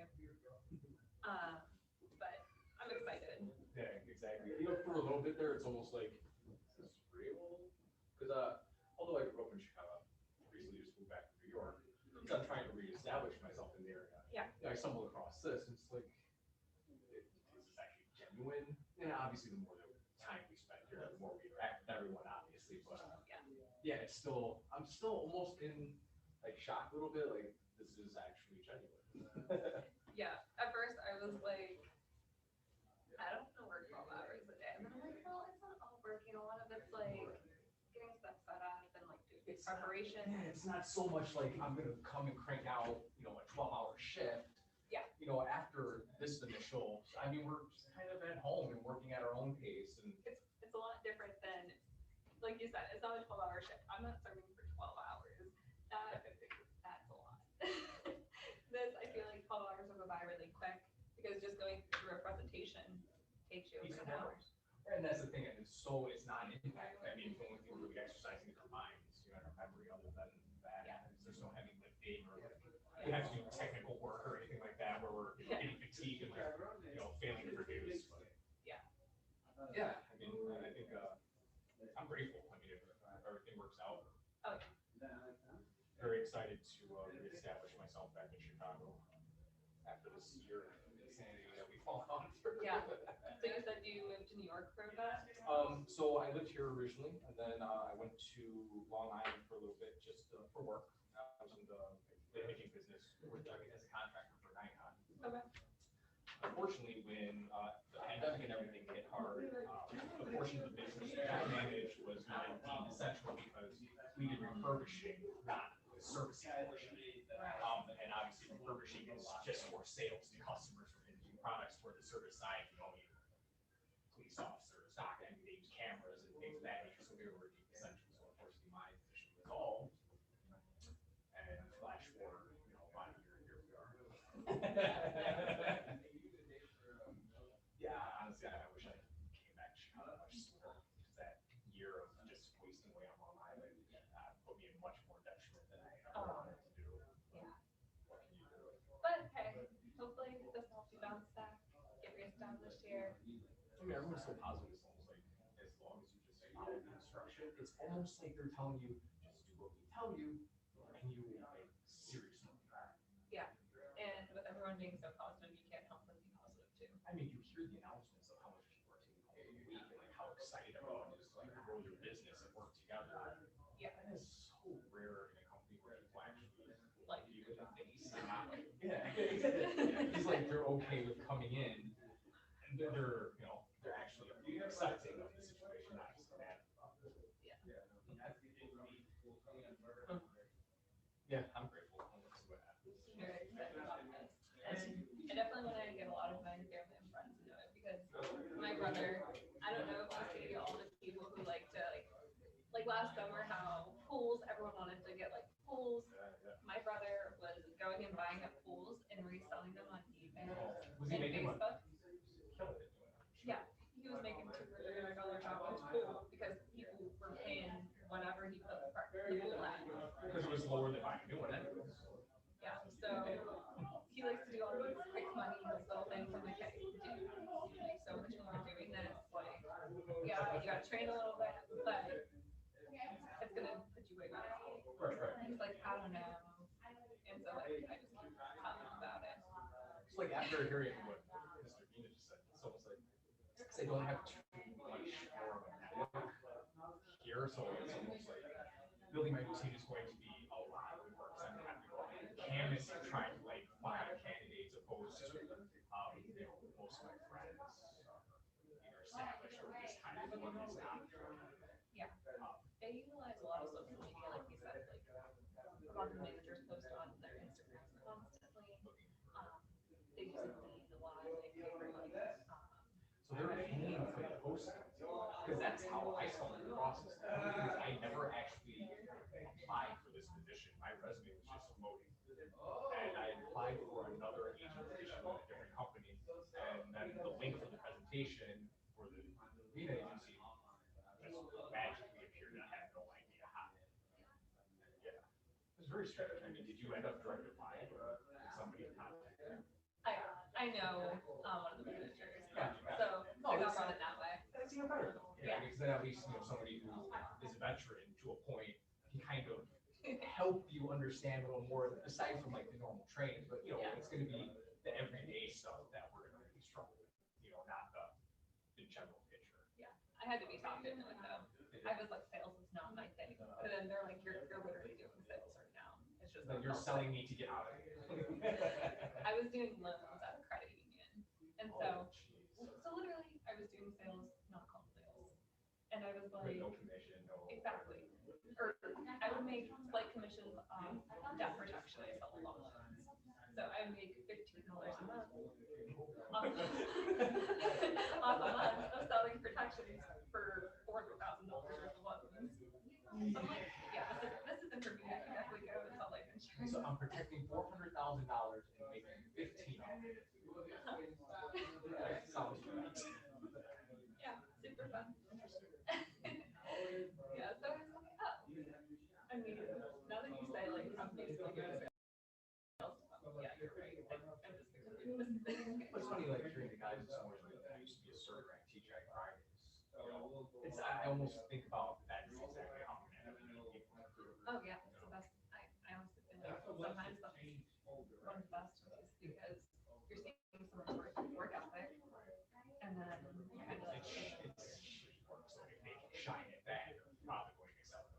Oh yeah, and it's like, you can get out of this place. I'm sure it's not as fun as you make it seem. Like they said, you come out suited up with a couple guys or something like, you know, you're better than this. Money, I mean, you see what we're come with us. And most people, I'm assuming, I mean, of course, the script helps a little bit as well. I just like we don't have to cold call and Yeah. chase leads. And that's when my brother was like, well, I don't want to do that. I'm like, dude, you're not even cool at all. These people want to be contacted. Like, That's the most amazing part of it. They've already submitted an agreement to basically be contacted. We're not soliciting them. Yeah. Yeah, honestly, that and the residual income is probably what turned me out the most. The fact that I could control, you know, how much I'm putting in, which equals how much I'm getting out. Yeah. And the fact that I don't have to do anything else. Yeah. I'm excited. Yeah, I'm very excited. I can't wait to actually start doing presentations. Man, it's the greatest source of anxiety and, you know, the source of excitement because I know if that is done properly and I do it well, then I'm going to excel. Yeah. And obviously, there's that forefront of, yeah, I gotta get this right and the pressure's on. I really just want to get through the 100 presentations because I didn't realize how true it really was until he said it. When like you get like a little bit more confident in each one. When I was doing loans, it was like my first time doing it. And they're like, all right, here, you have to do at least an half a day. Oh, so that was like your quota. We want you to pump at least one. Yeah, my manager was like, I don't care if it gets approved or not. Like, you just need to do at least like this many. And she was just like pushing me to get as many done. And then by the end of like a month, I was like, oh yeah, this is super easy. And so the one a day seemed like nothing. Yeah, and then it ended up always being more than one. I do 3, 4, 5. So like, I'm excited. I just want to get going because then I'm gonna be like, yeah, I'm ready to go at the end of the week. Right, exactly. Yeah, just go as hard as we can and just cover as much ground as we can. Yeah.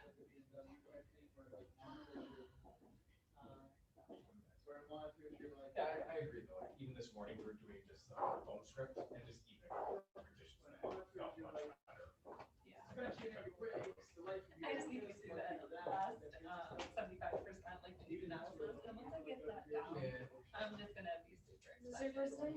My first day. I've been here a couple times since I lived here, like you, but it's my first training. First training night? I didn't know you could do Zoom too. I'll tell you this, it's always an option, but speaking with you enough, the fact that we're here is much better for us. You because learn a lot faster. that and the relationship we build with the managers who are here, there's an actual face to a name. Not that these guys don't, but there's a line in front of them opposed to just a figure. Yeah, because you're gonna get a lot of extra information talking to people when you walk out of the meeting or just overhearing other people's questions, like when you were asking about a team earlier. I'm like, I'm gonna listen, just hear what he has to say. Yeah.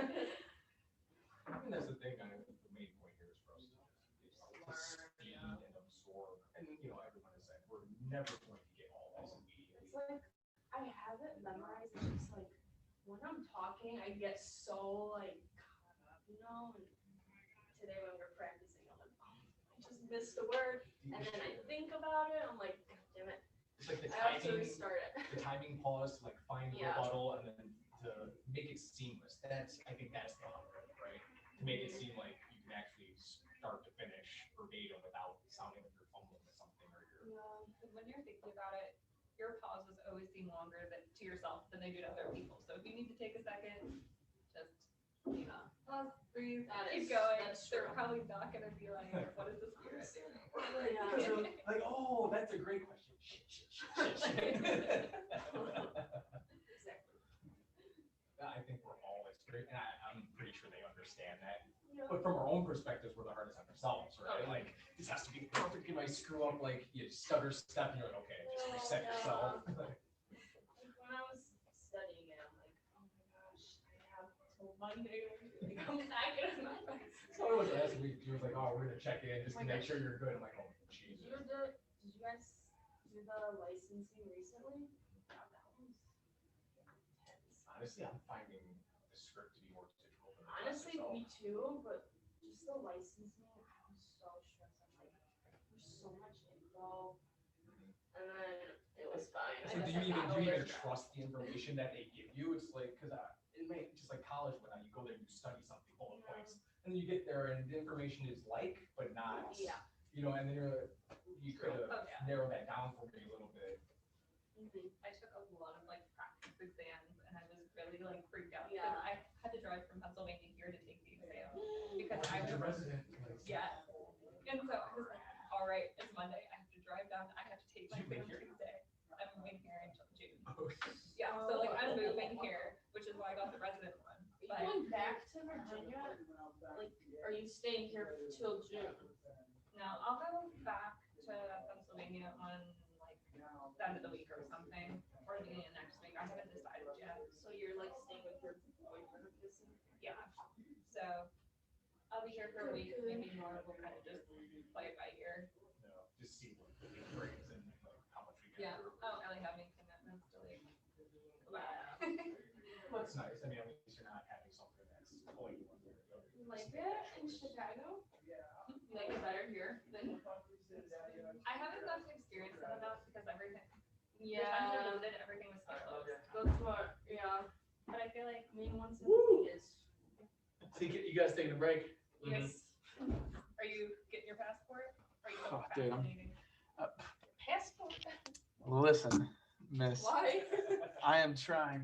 You need to go like now. It's a problem. I already went. There's no. I have a long story I could tell you about How what I did. feel with my social security. Dude, it's what I'm going through right now. Is Oh, no. classic my dumb shit I do. Like I had an appointment way back on. What was it? Probably like the 23rd Mhm. of March. Yeah. And it was on like the same day that I had to go get this Invisalign. So I was like, oh, like I'll just remake this appointment later. Like it's okay. And I remade it for like the day I'm back in Pennsylvania. And then the day, is this mic on? Can they hear me? Yeah. Yes. Okay. Yeah, maybe. Whoever's in the top right looks exactly like my math teacher. I'm not sure. just geeked me out a little bit. Nice to nice to meet you. But I was like, wow, this opportunity is attractive to anybody. But yeah, so I made the appointment, missed it, remade it for like I think probably like the 28th of March, and then that was also the day I went back to Pennsylvania and like in the midst of trying to run back to PA, I didn't even think about it, and I was like at home. I was like, oh man, dude. So now I got to reschedule again, and they're like, oh, like we'll have you know, like you're within like, like it might not come in time, like the 4 to 6 weeks thing, like you're hoping on. They were like, you might not get it, so I didn't even bother rescheduling it, and now I'm trying to do this whole urgent thing where you need to have like a death in the family, and pay like $500 and all this stuff like that. Wait, isn't there Just like, a fast track. isn't there like the business one? The business one, like a business emergency. I think there is one for business. See, I'm like learning. I called the department of whoever, right? And they like tell me online, like the only way you can do it is if you book your appointment within 2 weeks of your travel date. So I'm like, what are you telling me? I gotta wait till the 19th? He's like, yeah. I'm like, well, that's a lot of trust, you know, to like wait till the 19th. He's like, and then when you do it within 2 weeks of your appointment, he's like, the appointment they will book you for has to be within 3 business days of your travel date. I'm like, what are you talking about? The 28th to the 31st? He's like, yeah. I'm like, dude, that's like, Then you gotta make sure. that's kind of close, yeah. You gotta make sure you have your social security card, your birth certificate. Oh, the Gatorade? Let's go. I need that right now. Uh, Yeah, and then he was saying like, now Marvin found me some website that's like literally telling me if I pay a flat fee of 500, enter all this info, so we'll see where this is going down. Oh my gosh. All right, let me see. Is it on mute? Nope. Okay, it is not. Okay, all right. It's fine on our conversation. So you guys heard probably Vince over there. All right, so back to the numbers we went over, just to review them again. 10 presentations will get us 3 sales, 800 ALP each will get us 2,400 total ALP for the week. Now you can scale this up, scale it down, which means that you can get more than 10 presentations a week. So the first thing is increasing the activity. If you get more presentations, that means you see more people. If we see more people, what do you think is going to happen? You'll sell more people. If you sell more people, you get more ALP, right? Also, we can increase the percentages, the qualities, the ratios. So 10 presentations would give a normal average person 3 enrollments. But if you can, let's just say, get better at your skills and close down those ratios, increase your closing ratio to 4 or 5 or 6 out of 10, then you're going to do the same amount of work. You give 10 presentations, Steve gives 10 presentations, right? But Alex is closing 6 out of 10, Steve's closing 3 out of 10. Who did more work? Nobody. You did the same amount of work, but she ended up getting twice the results, right? Because of the ratio, the difference. Now, another thing we could look at is after that, ALP per sale. That's the next thing you can control. You'll notice that people who are in the business longer, they end up having higher closing ratios, but also they end up having higher ALP per sale. Just think about it in baseball. Someone who doesn't play baseball that much, they probably don't hit the ball as many times. But someone who plays baseball, they're going to make more hits. But also someone who plays baseball more is not only going to hit the ball more, they're probably going to hit the bar further as well, right? So the ALP per sale is 800 on an average. But if you ask Gio what his average ALP per sale is, his is probably 2,000, 1,800, 2,000 ALP per sale. So you can increase your ALP per sale. And if you're closing she closes 6 and her 6 are 2,000, you close 3 and your 3 are only 800, you could see the difference in who did more work. Nobody's. We all both did 10 presentations. So now it starts to get even bigger numbers. So now on top of that, and that's it. So you'd end up with a higher ALP per sale. Now, on top of that, though, what I wanted to go over is 2,400 ALP per week would be what we're showing here. For today's sake, everything we do moving forward, we're going to use, instead of 2,400 guys, we're going to use 2,000. So for all the examples that we use moving forward right now, we're going to use 2,000. Keep in mind now, this is going a little bit lower than what we should really be at. And I'd rather play with a little bit lower numbers anyways, if that makes sense. Like under promising yourself almost. So when an agent does this now, we'll talk about how an agent gets paid. The agent gets paid 2 ways. First, they get paid their commission. Second is bonus. Let's talk about the commission. First way we get paid is commission. The agent is at what? 60% contract. For your first 45 days, we are at a 50% contract with a 75% advance. After that, we get put on a 60% contract with a 65% advance. It's pretty much the same thing, but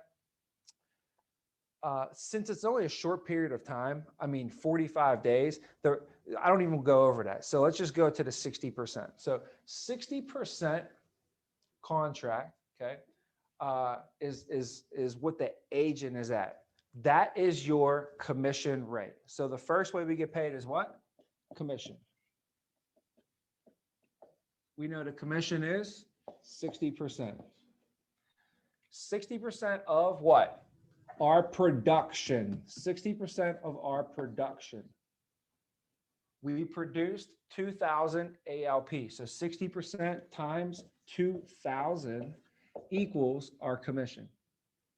In this situation would be $1,200. That's the commission that you earned that week. Now, what they're going to do with your commission is they pay us 65% advance. Pardon my back. I keep turning around. Maybe I'll go this way or something. 65% advance. And that's what we get paid this week up front. So what do they advance us this week? 65% of our commission. We earn 1,200. You made 1,200. They're going to give you 65% of that commission this week. So this would be $780. That's what you got paid in your bank account for the week. So you say, okay, so they paid me $780, 65% of my commission. Where did the other 35% of my commission go? Okay, which would be how much money? There's still what? What's the difference between that? 420. $420. $420. This goes to your back end. When the client pays their premiums every month, this is when they pay their premiums. It's actually going to pay you and clear out your accounts. And in month 9, 10, 11, and 12, that's when you'll actually start seeing this money trickle back into your paycheck. So just know that whenever you get your paycheck this week, it's 65% of your advance of your commission. That's just, you still have 35% that's still coming to you, and that gets paid out in the first year. So as long as that client makes their payments, you're going to get all of your commissions paid to you that year. And a lot of it starts coming in month 9, 10, 11, and 12. So it's like if you met a client today, you're going to get paid that advance this week. Then like a baby, 9 months later, that's when the other 35% will be coming out and get paid out to you. Now, that's in month 9, 10, 11, and 12. First year is over. The client pays again, and they pay 13 months, and that's now your renewals. That's now a renewal. So all the premiums paid in the first year, all that is just paying us our commissions. Once it hits second year, now we get paid on it, but we get paid renewals, and every single month, forever and ever and ever, we get paid renewals on that business. So keep in mind this is there, but for today, we'll just stay over here about what are we going to get paid this week, okay? What I recommend to do is I recommend to live off of your paycheck, not bonuses. Don't make bonuses part of your lifestyle. If you can live off of your paycheck and then use the bonuses for a bonus, and doing bonus type of stuff, bonus investments, bonus real estate properties for yourself, bonus stuff like that, that's where you can get into a real good situation for financially. Because now what's going to cause you to do is you're like, all right, well, if I need to make, $1,200 a week. I need to make $1,500 a week just so I could support my bills and my family, right? If I need to make $1,500 a week, and I know that if I write 2,000 ALP, right? 2,000 ALP is going to make me what? 780. Well, I probably need to make double this. So I need to do 4,000 ALP a week. And if I do 4,000 ALP a week, then I'll make just in my paycheck, just in my commission, at least $1,500 a week, which is right around, what is that? $80,000 a year, close to that, something like that. I recommend to live off of this. And then now we get the bonuses and you could do bonus stuff with that. What happens though is people get so accustomed to living on the bonus, because watch what happens when I add this bonus into your pay. Watch what happens. People get so accustomed to living on the bonus and the pay together, it doesn't push them to thrive to do anymore. I don't need to write anymore. I got my bonus coming. And what people do, they'll write to what their paychecks, like they'll write to what they need to make their paycheck for, and then they'll kind of stop. It's that whole thermometer theory that people have. I don't know if you know the thermometer theory that they have out there, but Ed Mylett talks about it too.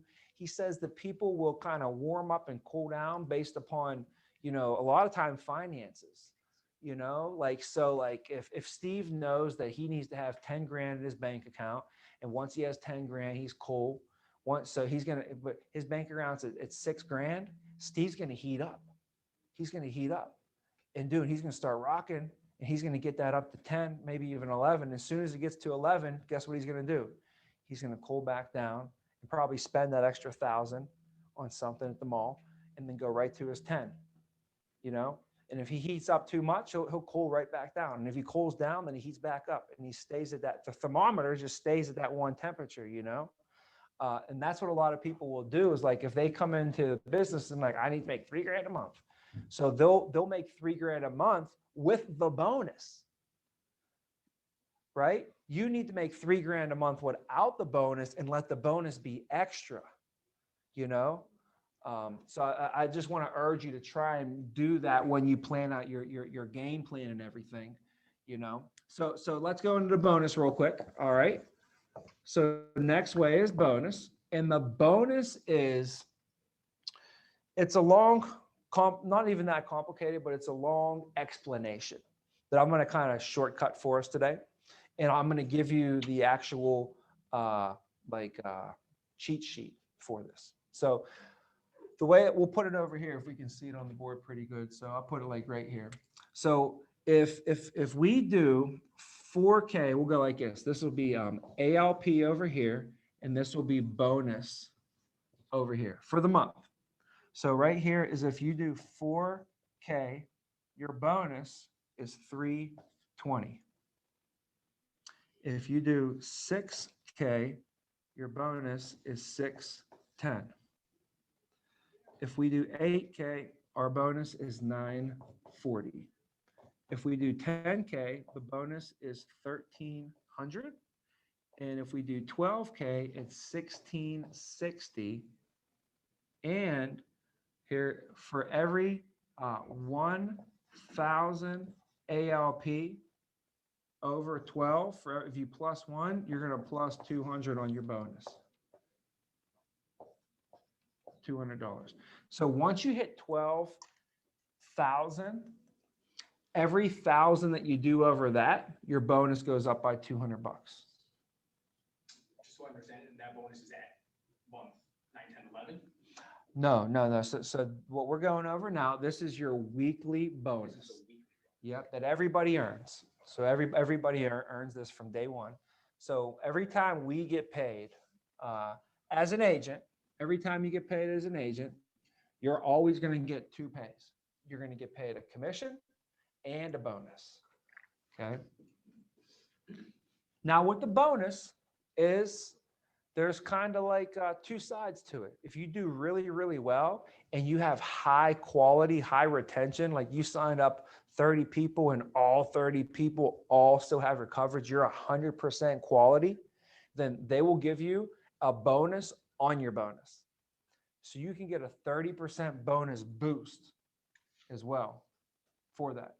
So let's say for the month you get $1,000 bonus, but you're on a bonus boost, you're going to get a $1,300 bonus. So if you have high quality of business, you're going to get extra bonus on your bonus. Now, if you have low quality of business, the company will reduce your bonus. Instead of giving you your bonus, they'll give you 80% of it. Or if you have low quality, they'll give you 60%. And if you have even bad, they'll give you no bonus for the month. So, and it's on a monthly basis. It's on a monthly basis. So for 1 month, you have really high quality and your numbers are looking good. That month, you're getting 30% bonus boost, right? Somebody else, they have a bad month or whatever. They didn't do good quality of business and they lost a bonus for a whole month. So they don't even get a bonus. Well, the good news is we're not living off our bonuses, but that's not good because that means you don't have good quality. But the point is, on the bonuses, guys, here's the numbers. And this is on a monthly basis. So if a whole month goes by and you do 4,000, then you know that month what it was your bonus, 320, right? The month goes by and you did 8 grand for the month, that you did 2,000 a week, then your bonus that month was 940. 12 grand, 1660, right? On a just a side note, doesn't really mean that much, but just so you know, the more that you do, the more of a bonus of it, a higher percentage of a bonus you get. So for instance, if I did 4K and my bonus was 320, this is 8%. But if I do 6K, my bonus is 610, what percentage is that? 10%. That's like 10%, right? So I got a more percentage of a bonus of the business that I write, they're paying me out. 8K, 940, that's close to about 12%. 10K, 13, that's really easy, that's 13%. This is maybe, I don't know, 14%. So the more you do, the more percentage of a bonus you get off the business that you write, which is cool. Just as I want to point that out as a side note. So are the bonuses then monthly or are they weekly? I'm a little confused. Yes. So this is the explanation they told me first, and I had to ask them twice. They're like, the bonus is calculated monthly, but it's paid out weekly. I'm like, all right. So the bonus is calculated monthly, but it's paid out weekly. So what that means is this month, okay, for instance, this month, let's just say that this month I end up doing 2,000, 2,000, 2,000, and 2,000, just like on this thing up here. We showed 2,000, right? So let's say you do 2,000 a week, 4 weeks in a row. That's the month. It's over. I did 8K. I know at the end of the month, my bonus is 940, right? Week 1, it's like a sliding scale. So it happens like week 1, my bonus is probably going to be like $100. Week 2, though, then my bonus, it's probably going to be like 240, you know?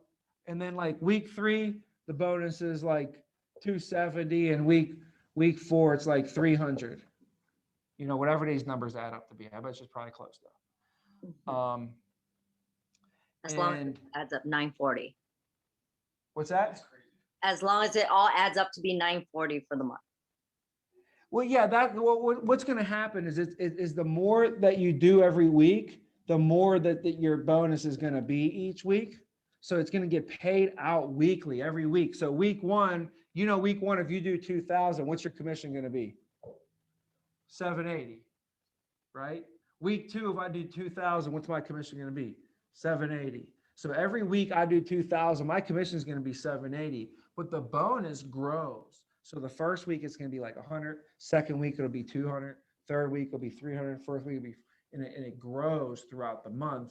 But when you, at the end of the month, no matter where you pick your head up, like I could rate 0 week 1, 0 week 2, 0 week 3, and 8K week 4. Guess what my bonus is going to be for the month? 940, 940. So either way you chop it up, it's just the way it is. Like whatever you do for the month, this is kind of like this is the number it's going to be. And however you got to your 8K, if it was 2 per week, if it was 1, 1, 1, and then 5, you know, whatever you did to get there. So quick question. 8K. Yes, go ahead. So then in that case, if you're doing the 0008, for example, is your bonus going to be paid out in full on that 4th week, or does it get paid out the month after?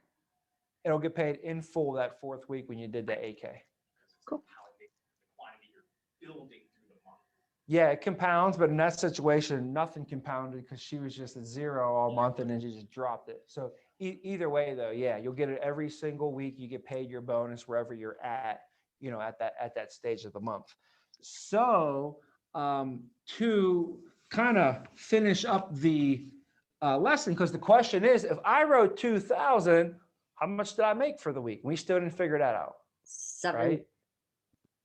780. We did. Yeah, we did. Go ahead. 780. That's what we made for the week, right? And we forget about the bonuses extra. Remember, we're going to try and do that, but let's go. So 780 is our paycheck, but we also get a bonus. So the way we figure the bonus would be is if I do 2,000 a week, how much is that a month? 8K. About $8,000 a month.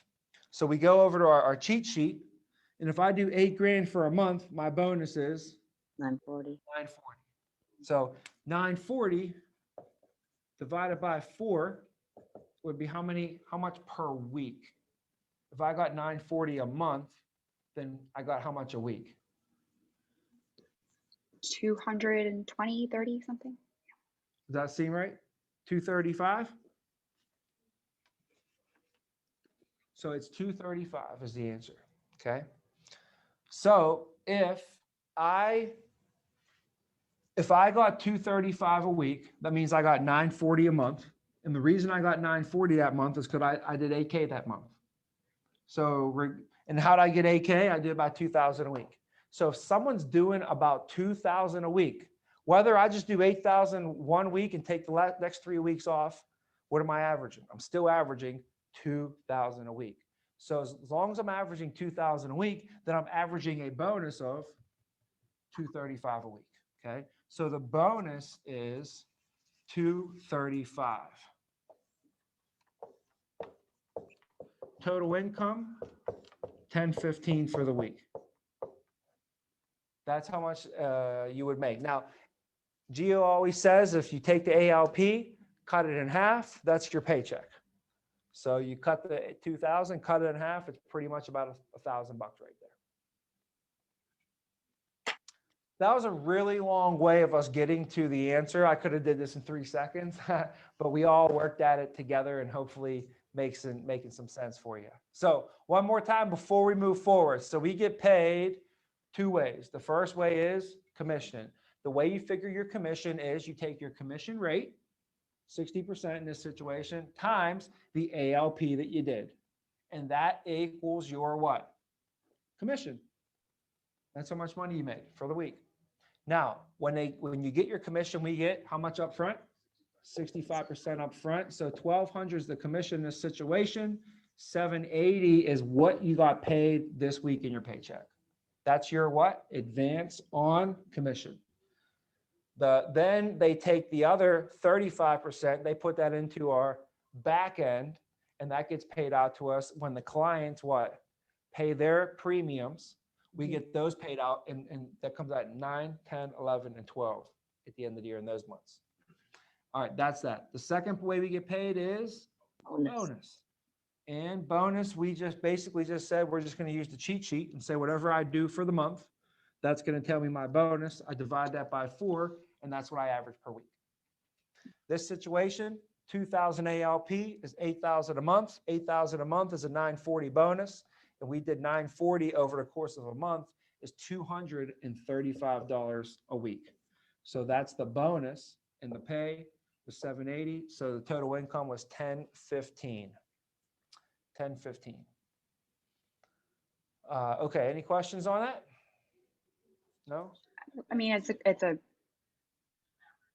What's that, Gina? I was gonna say, so on top of the 1015, of course, you're also getting the back end paid out month 9, 10, 11, 12, right? Yes. So on top of that, there's still $420 right there. Okay, this is huge. That is, see, this is what there's a guy with our company. His name is Mark Zipper. Mark Zipper, he wears these t-shirts that says #MLR, and he calls it the miracle of renewals. He's been retired for the company for 20 years. I went to the founder of our company, Bernard Rappaport, passed away in 2012. I went down to Texas and I got to go to his funeral. And the one night before the funeral took place, we went to dinner and with some legends. And then Mark Zipper came to dinner. I never met him before. First time I ever met Mark Zipper, you know. And he came to, and he was wearing these Louis Vuitton like loafers. And it's the first time I've ever seen Louis Vuitton loafers. I was like, "Whew, those things are sharp, you know?" And he just starts talking about how he was this SGA. I was like, I didn't even really heard of this guy before. Find out he's like this legend. He's the one who created the, freedom of choice certificate and all that. But he's been retired with the company for 20 years now and still gets, over $100,000 a month in residual income. He's living his best life down in Florida. I'll tell you that much, But anyways, he said that he would always educate himself on these numbers and his team on these numbers so that they know that, like, when you work for the week and you do 2,000 ALP and you get paid $1,000, that's not what you got paid. Like, you still have so much more money coming to you, right? Let's take 3% of 2,000. What's the answer to that? What's 3% of 2,000? 60? 60, right? So that means each year now, you're going to make $60 a year in residual income off of that 2,000, right? Well, let's say that they have the coverage for 20 years, right? So 60 times 20 is what? 100. $1,200? $1,200. So off that 2,000 now, we got paid 1,000 up front, another 420. So what's that equal? 1435. 1435. And then we got another 1,200 on top of that over the next 20 years coming to us. So what's that? 2635. That's more ALP than you sold for the week. That's more than the ALP. That's 100 and what is that? 130%. It's about 130%.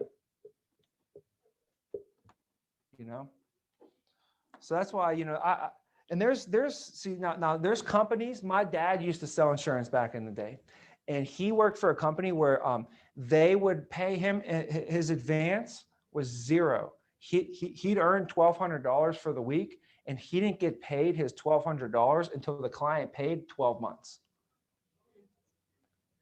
Right? So he literally had to wait a year to get a paycheck. Or he had to convince the client to pay a full year up front. You think getting $100 a month off of somebody's tough? Trying to just say, give me $1,200 up front. That's not an easy one to push. So my dad was like, it was tough, Tommy. He was like, just believe it was tough for me to do, but I did it. And I knew a year from now, I got this paycheck coming, which was a nice thing to know it's coming, but it didn't do nothing for me to help you eat dinner this week. So my dad would work during the day at the engineer. He was an engineer. And at night, he would literally like take me to baseball practice. After baseball practice, would drive and we'd stop at some house somewhere. And he'd go in this house and I'd sit on their porch or go inside or sit in his truck out front. He'd go in there and he'd try and sell him some insurance after practice. I swear, I'm like, no, I'm not kidding you. And then we come home for the night. So that's what happened. Now, the other side of the fence, my dad told me that they would pay me all the money up front. So if I got $1,200 commission, they'd give me 100% advance. So they would give me all $1,200 up front. And then he said, Tommy, you know what happened? If one of my clients' policies didn't get issued or something, they would end up charging me back all the money they paid me. And then I wouldn't get paychecks from the company for weeks until I cleared my account.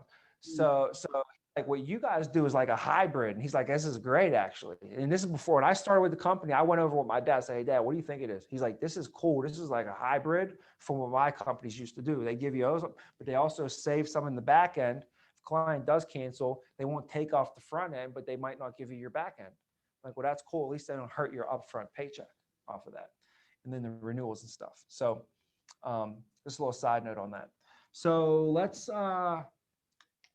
keep it moving here. Well, there's. I'm sorry to interrupt one more time, but Indy had a question that she typed in the chat, and I just wanted to, to ask because I was curious. No, you're fine. Once the client dies, they are subtracted from the residual. Is that correct? Yes. Yeah. Yeah, we can't get residual income off of that. Whatever's got to be on the books and paying. That's a good question, Indy. I had the same one. Oh, You thanks. guys want some blue juice? There's blue juice in there now. It's in the Gatorade thing. Yeah, me.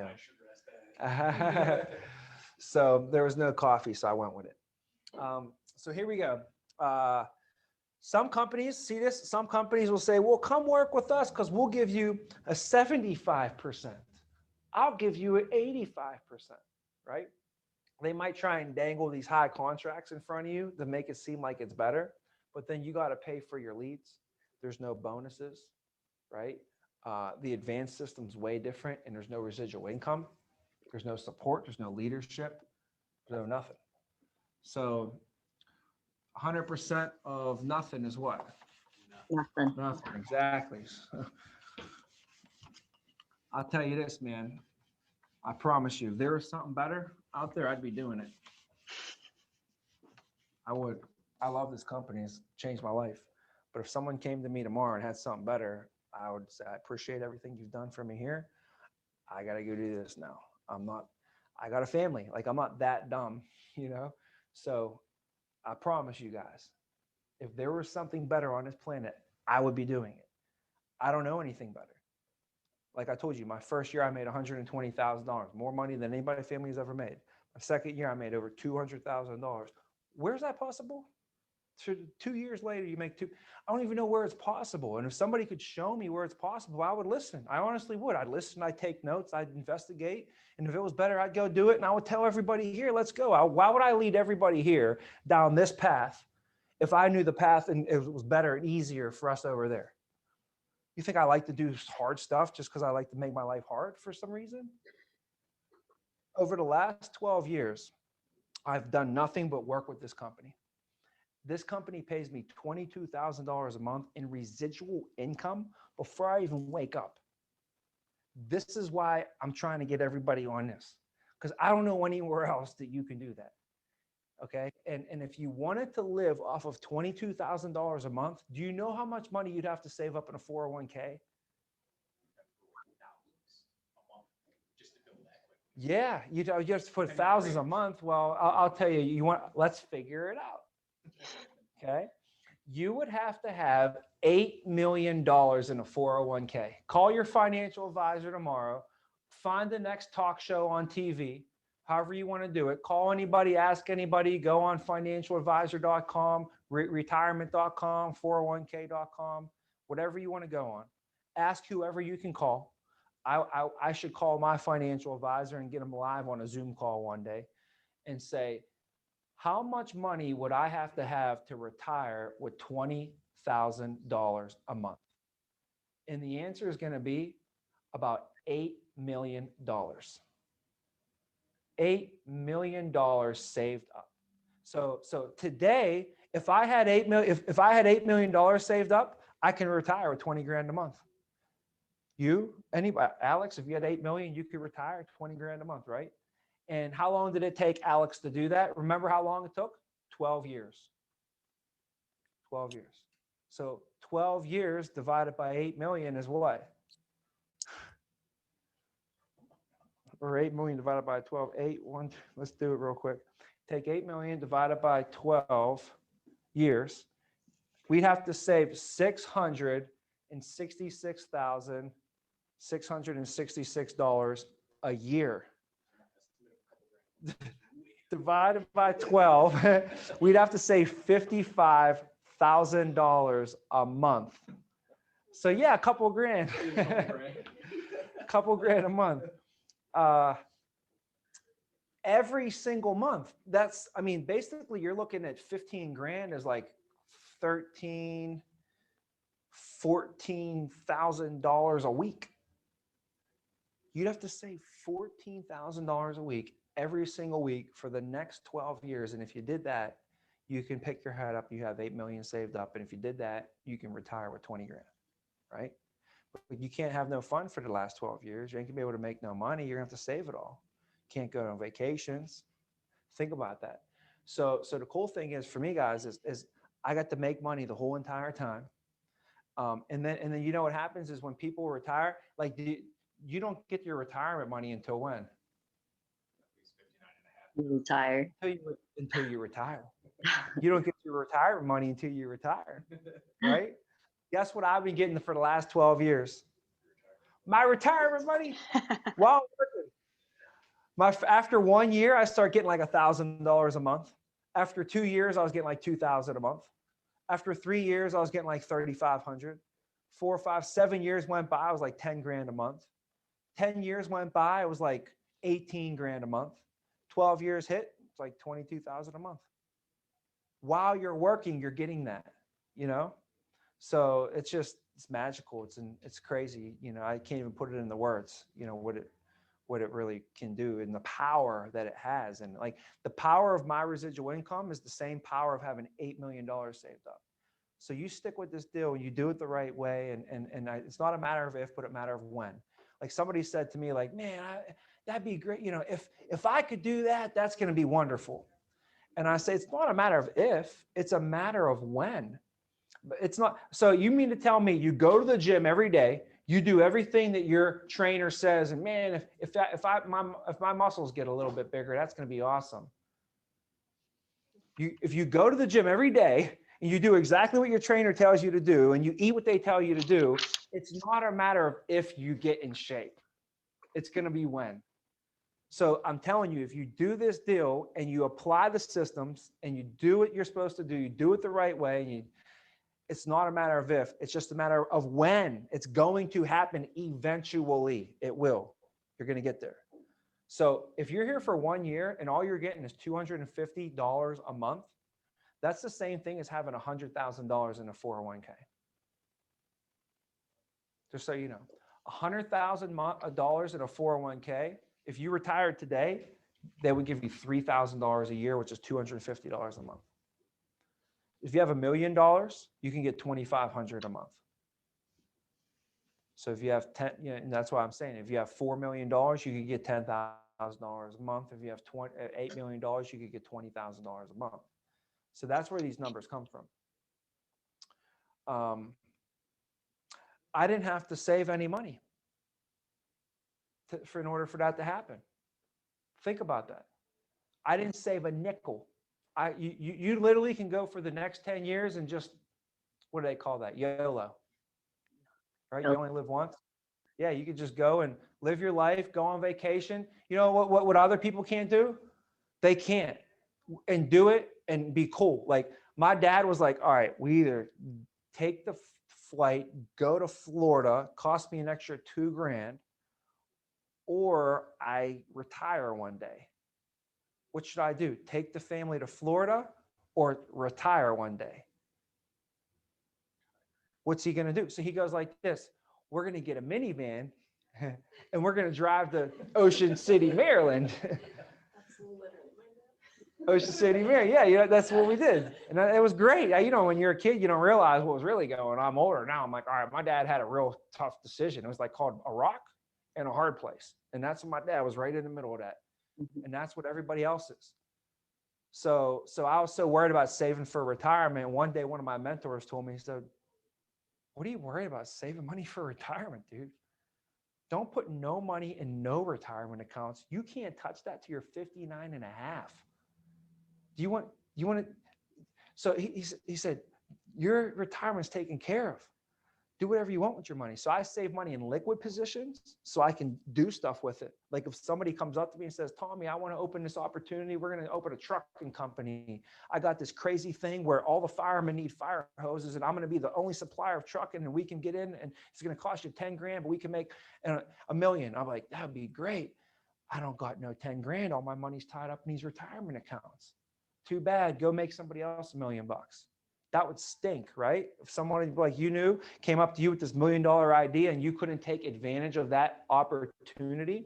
So I set money aside in liquid positions just for opportunity costs because I don't want somebody to come up to me. I know one day I'm going to meet somebody because you know why? Because I talk about it, and I think about it, and I pray about it, and I look around and I'm searching for it.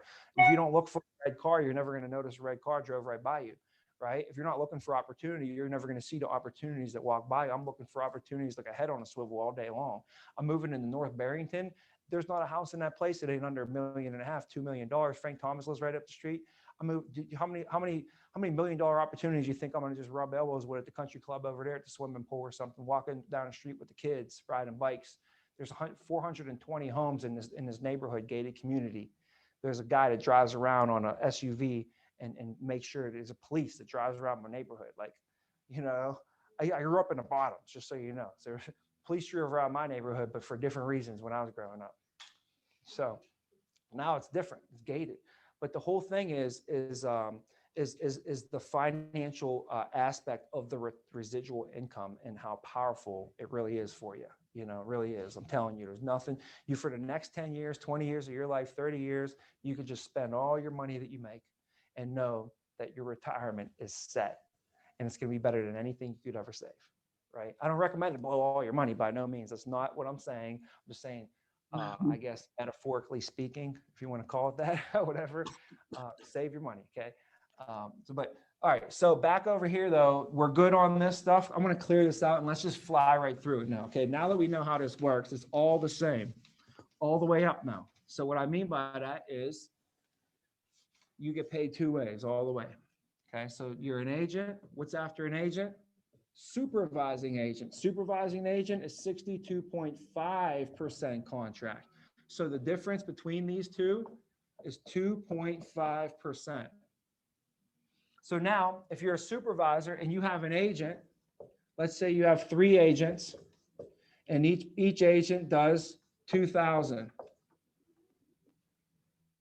So we had 3 agents, each of them do 2,000. Team did what? 6,000. Now, when we're a supervisor, we get paid 2 ways. The first way we get paid is Commission. Commission is going to be the difference, because remember the agent wrote business and got paid all the way up to 60%. But after that, the supervisor comes in and they capture that override of 2.5%. So the commission for the supervisor is 2.5%. And we times that by what? 3. AL. Oh, Yep, ALP. So we always times the commission rate by the ALP, and that tells us our commission pay. So 2.5% times 6,000 would give us our commission pay of 2.5 times 6 would be $150. That is our commission earned. Commission earned. And we know with our commission earned, we get what? 65% advance, which is 150, what is about $100 or so, maybe like $95, something like that. And that remaining 35 goes to the rest of the back end. Correct. Yep. So the other $50 that you didn't get is going to the back end, building up, right? That's on a weekly basis. You do this 4 weeks, there's another $200 right into your back end. 9 months from now, you get. So, so the first way we get paid, number one, is commission, and our commission for the week was 150, and our advance was 100. So we made $100. Made $100. That's for having what? 3 agents, each do 2,000. Now the second way we get paid is we get paid bonus, leadership bonus. This is leadership commission, leadership bonus. When you're a supervisor, we get paid actually 4 ways. We get 2 ways our leadership pay, but also as a supervisor, I can go see my own clients.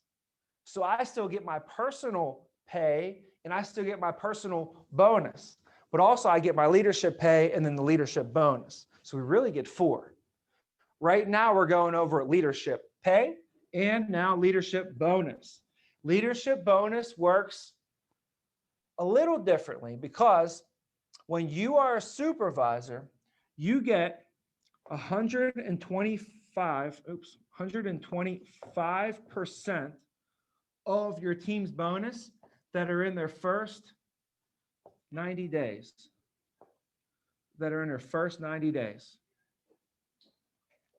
Now, you get 25% of the bonus if they're 90 days plus. So if they're out of their first 90 days.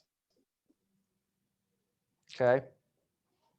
So for example, I'm a supervisor. I have one of my agents, they're brand new. Anytime that they go out and get a bonus, I'm going to get 125% because they're within their first 90 days. I also have another agent that's been here for 4 months. So every time they go get a bonus, they're going to get their bonus. And whatever they get in their bonus, I'm going to get 25% of that. So remember, this is never taking anything away from the agent. Your agent will always get their bonus. But if you are their supervisor, you're going to get a percentage of whatever their bonus is. And that's your leadership bonus. Okay. So let me make it simple for us. Is some people are getting 125, some people are getting 25. What they did, they average it out. And if you want to say like, well, what would my team typically get? It would typically be about 75%. If you just want to like average it out, you would typically get about 75%. So for us to do an example now, let's figure out what would my bonus be, okay? Well, over here, we had 3 people, 3 agents, all do what? 2,000, right? So when you do 2,000, what's the agent bonus for the week when the agent does 2,000? Yeah, what's the agent bonus for the week? 420? No, is it not? What was it? 2,000 is about $235. Steve says 235. Do you guys agree? Well, that's for the agent. That's right. Yeah, that was the question, right? So Steve said 235. You guys agree? No? Yeah? That's for the single 2 grand. Oh. What was the question one more time? Yeah, see, I knew you guys didn't get the question. Let's slow down. All right, so check it out now. When you're an agent, if you do 2,000 for the week, what is your bonus that week? We just figured it out. I think it was 235. There you go. Yeah. Well, I'm looking at it like this. No, you got it. So it was 235. Remember, you get paid 2 ways as an agent. You get paid a commission and a bonus. And we figured the commission off of 2,000 was 780. And then the bonus off the 2,000 was 235. And the total pay was 1015. So that's the agent right there. So you're a supervisor and one of your agents did 2,000. That's what happened for them. They actually got paid. They made $1,000 and their bonus was 235 for the week. So the answer is 235. So you had 3 agents on your team and each one did 2,000. That means each one bonused at 235. So total bonus was 705. So your team earned in total bonus money $705 because you're the supervisor. What percentage of this do we get? 25. So it could either be 125 or 25. So what we want to do, it's 75% will be the average. Okay. Some might be a little bit more, a little bit, depend a little bit. But if you want to figure out, like, if you're sitting there trying to figure out, all right, if I had a team of 5 people and they did this, what will my projected bonus typically be? Use 75%. Okay. So 75% of 705 is, what is it? It's like 525. It's like 523, 528. Okay. So just take my word for that one. All right. So 705 times 75% equals 525. And that 525 equals what? The supervisor's leadership bonus for the week. Okay. So the supervisor's leadership bonus for the week will be 525 plus the leadership pay is what? 100. So they made 625 for the week. And that team did a total of 6,000. So it's right around 10% of the production of income, if that makes sense too. So now you could be like, well, you're a supervisor? Yeah, okay. What did your team do for the week? Oh, we did about 8,500. All right, cool. You probably made about $850. See, just 10%. Whatever your SA team is, pretty much 10%. You know, but also to knowing this stuff is important as well. Like, where are we coming up with these numbers? So once again, you're a supervisor. You got a 2.5% override because why? You're at 62 and your agent's, you're 62.5 and your agent is at 60. So you get 2.5% override on all the business that they write. This week we had 3 people. Each of them were average. They did 2,000. So we had a total of 6,000. And to figure out our commission, we just take our commission rate times our team production, which is 6,000. And we end up making $150 this week in commissions. We get advanced 65%. So we got $100 in our bank account deposited this week in our commission override in leadership off the team. And then also the bonus says that take whatever bonus your team gets, times it by 75% on average, that's what you'll get. So the team bonus at 3 people getting $235 each, they bonused at $705. We figured 75% of that is like $525. So I got a $525 leadership bonus, and I got a $100 override leadership pay on the team. So $625 was the total income. And now that is without the supervisor seeing any of their clients still. So that's only 2 ways. We still get paid when I go see my clients now. I still get my commission and I still get my bonuses off of that. Let's just say that I went out and saw 10 families and end up enrolling 3, and I end up doing about 2,000 ALP myself. Well, then I would make $1,000 in income off of that personal business that I wrote. So I'll make $1,000 off the personal business, and I'll make an extra $600 off of the team. So now I made a total income for the week of $1,600. And that was me doing 2,000 and 3 people all doing 2,000. Nobody really broke the bank or set any records on fire or anything, right? So just a quick little example right there. And $1,600 for a week is not bad. That's $82,000 a year. It's not a bad place to start, getting 3 people, getting some average numbers there. But when we go now from the supervisor to the manager, this is where your leadership is going to grow. You'll be responsible for more. Now, we know to go from an agent to a supervisor, you have to do what? You have to do 24,000 over 90 days. To go from a supervisor to a manager, it's 90,000 over 90 days. So how do you do this? I just went over how to do 24,000 over 90 days, right? That's just 8,000 a month. That's 2,000 a week. So you're right on pace right there. As long as you're getting 10 sit downs a week, boom, 3 months, you got that. Now you're a supervisor. Here's what I would say. If you have 3 people on your team, plus who? Plus you, that means you have a total of 4. Okay. Now on your team, if you each do $2,000 a week in production, your team's going to be doing $8,000 a week. If your team's doing $8,000 a week, do that for a month, do that for 4 weeks. And at the end of the month, your team did what? 32,000. And then if you do this for 3 months, then you're going to be at 90 over 90. You'll be at 96K over those 90 days. So that's the math behind it as well. Obviously, you can have more than 3 people, and it's a lot easier that way. You get there faster.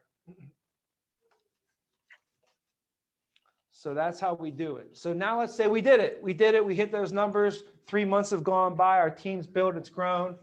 You've seen the newest ones that did that recently this year. So far, Reich and Melissa got to a GA this year. Reich got to a GA this year. Matt Hunsberger got promoted to GAs this year, all through that process.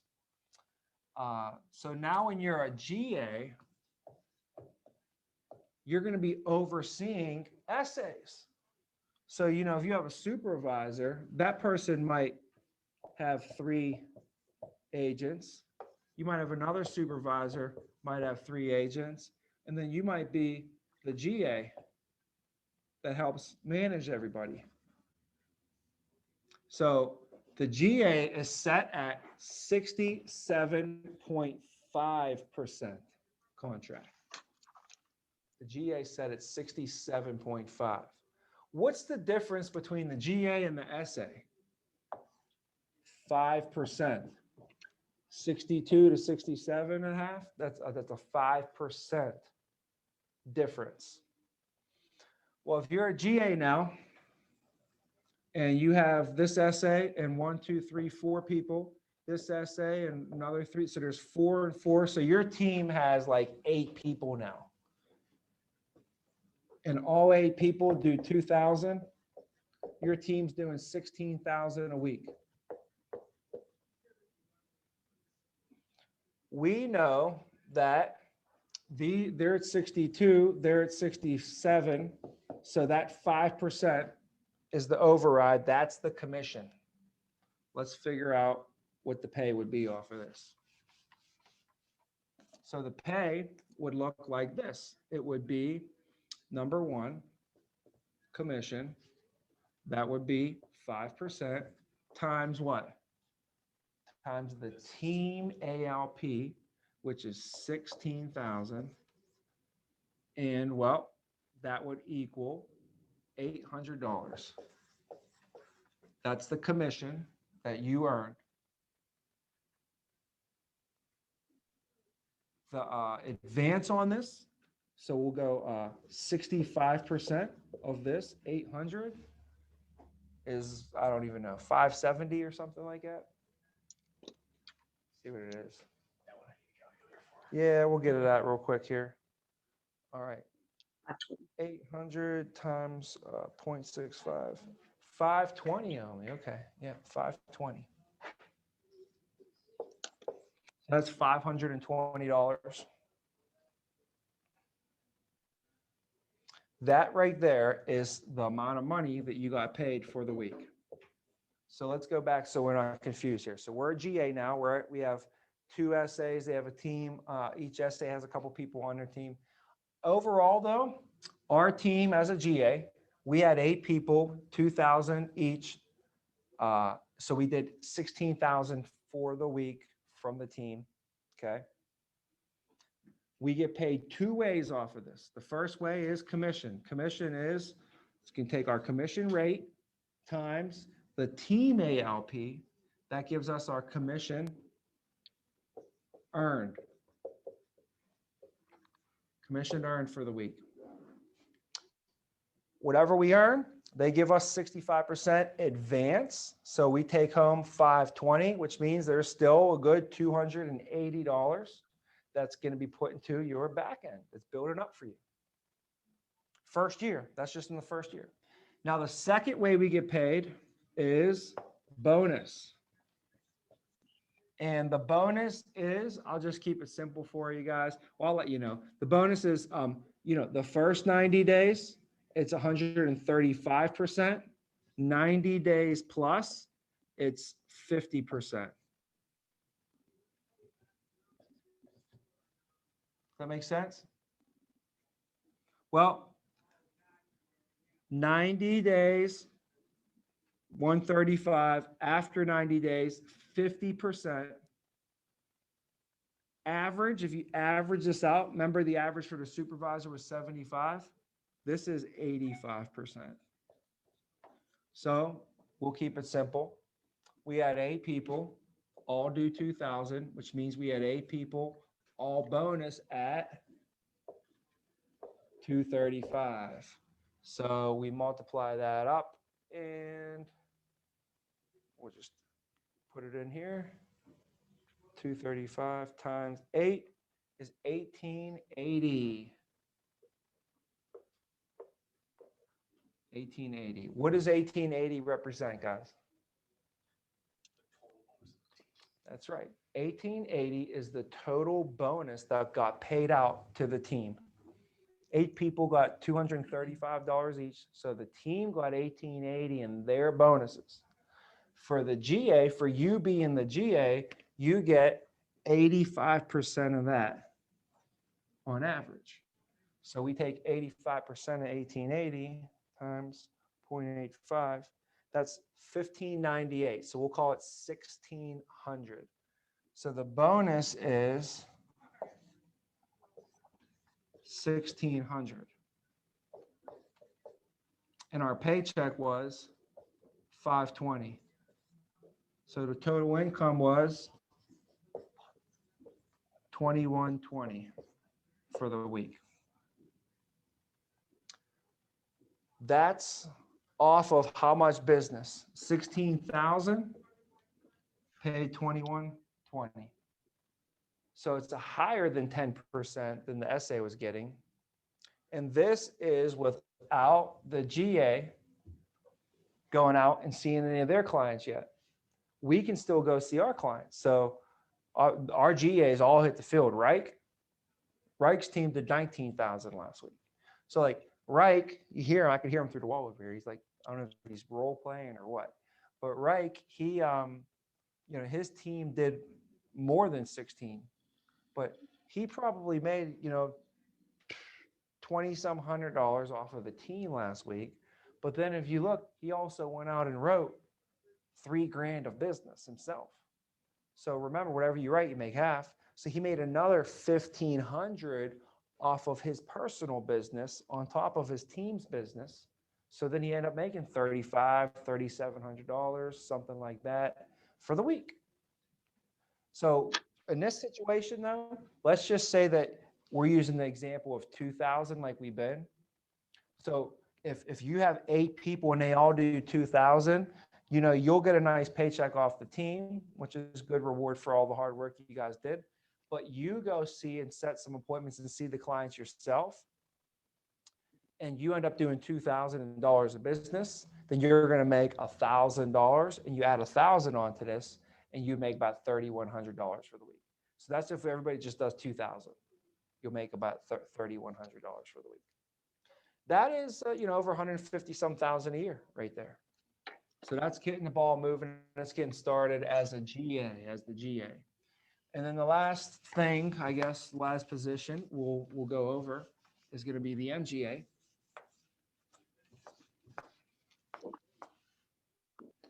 All right, now, how do you become an MGA? Well, we already know how the SA worked, 24 over 90. We know how to become a GA was what? 90 over 90.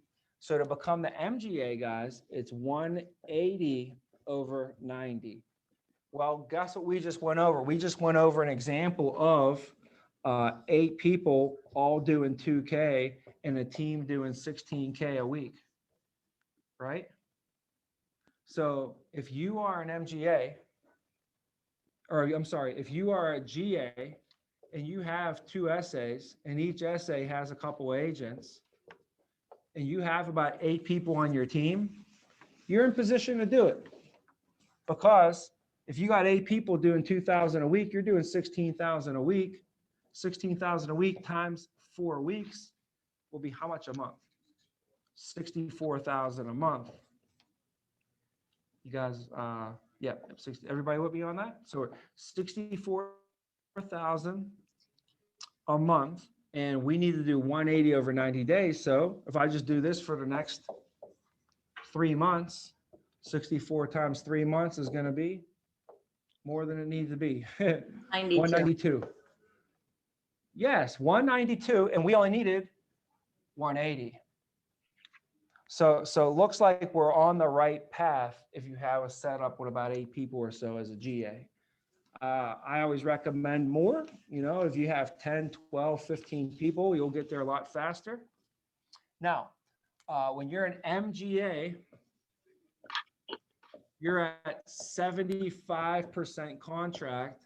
The GA was at what? 67. 67.5. There you So go. what's the difference here? Yes. So the difference is 7.5%. 7.5%. Now, when you're an SA, you get 1% renewal off of your team, whatever the team does. When you're a GA, you get 1%. When you're an MGA, it's 2%. So it doubles. And then also MGA should be bigger than a GA. So you're getting twice the amount off of more production. So that helps too. Also off the overrides too. So let's use an example. We'll do a drawing all the way over here. And this will be just the drawing of like a good hierarchy of a team. You know, if you have an MGA, the MGA should have a GA and should have another GA at least. Typically, it's a good way to build is having two GAs, 2 legs, if you could have that situation set up. And then each GA, I'd recommend them to have the same situation, is to have 2 SAs to work and build through. And then these SAs have agents that they're working and training. And the SAs train them, the GAs train them, the MGAs help train. We have 3, 4, 5 people that are helping training all these agents. And then the SA's job is to get the agent, right, to become the SA. You know, so we got to work, hit these numbers, do it. You still got to know what you're doing. And then the SA got to work. And when this guy becomes the SA, then the SA is going to become the GA, and we can help step up so other people can step in. You know, that's the motto, that's the philosophy, that's the saying, that's the phrase that pays. They would always say that you got to step up so other people can step in. So with this build out right here, you're looking at about a GA team over here of about 8 people and a GA team here of about 8 people. So you're looking at a total team size of about 16 people. And we're going to use that as our example for an MGA team for today, just so you can see the build out on it. So if you're an MGA now, when you're an MGA, you're going to get paid 2 ways. Really, it's 4 ways, but 2 ways in leadership, plus you can make your own personal commission and bonus. So let's get rid of this here as well. 2 ways. The first way is what? Commission. Commission, yes. Commission is going to be, look at this. I didn't even realize it's on my shirt. I'm teaching class. This is the first time I even realized this all day. I could have sworn you did that on purpose. I mean, I did it on purpose, but not for the purpose of teaching training class today. And we were actually going over commissions the whole time. I said commission like 20 times today. That's the first time I realized that. So yes, so the commission is going to be what? It's going to be the override, which is 7.5% times whatever the team does. Well, what did the team do? The team has now 16 people, and we all did 2. So we did 32,000 for the week. For today's sake, let's just do 30,000 for this number. A little bit easier math for us, okay? All right, so 7.5% of 30,000. And that equals our commission earned, which would be $22.50. So that's our commission earned. And then we take that at 65%, which would be around $1,500 would be the upfront pay. So that's the first way. The second way is our leadership bonus. And the bonus here is pretty simple. We'll just chalk it up to 100%. And it don't matter if they're in their first 90 days or out of their 90 days. For an MGA, it doesn't matter. MGA doesn't matter. So the only time it matters about this leadership bonus, whether in their first 90 days or out, is when you're the SA and the GA. When you become an MGA, they don't have to worry about that no more. So the MGA is going to receive now 100% of the team's bonus. So we got, 16 people all bonusing at 235. This is definitely where I need the calculator for. I think it's like $3,000 or something, like 30 some hundred. 16 times 235, 3760, 3760.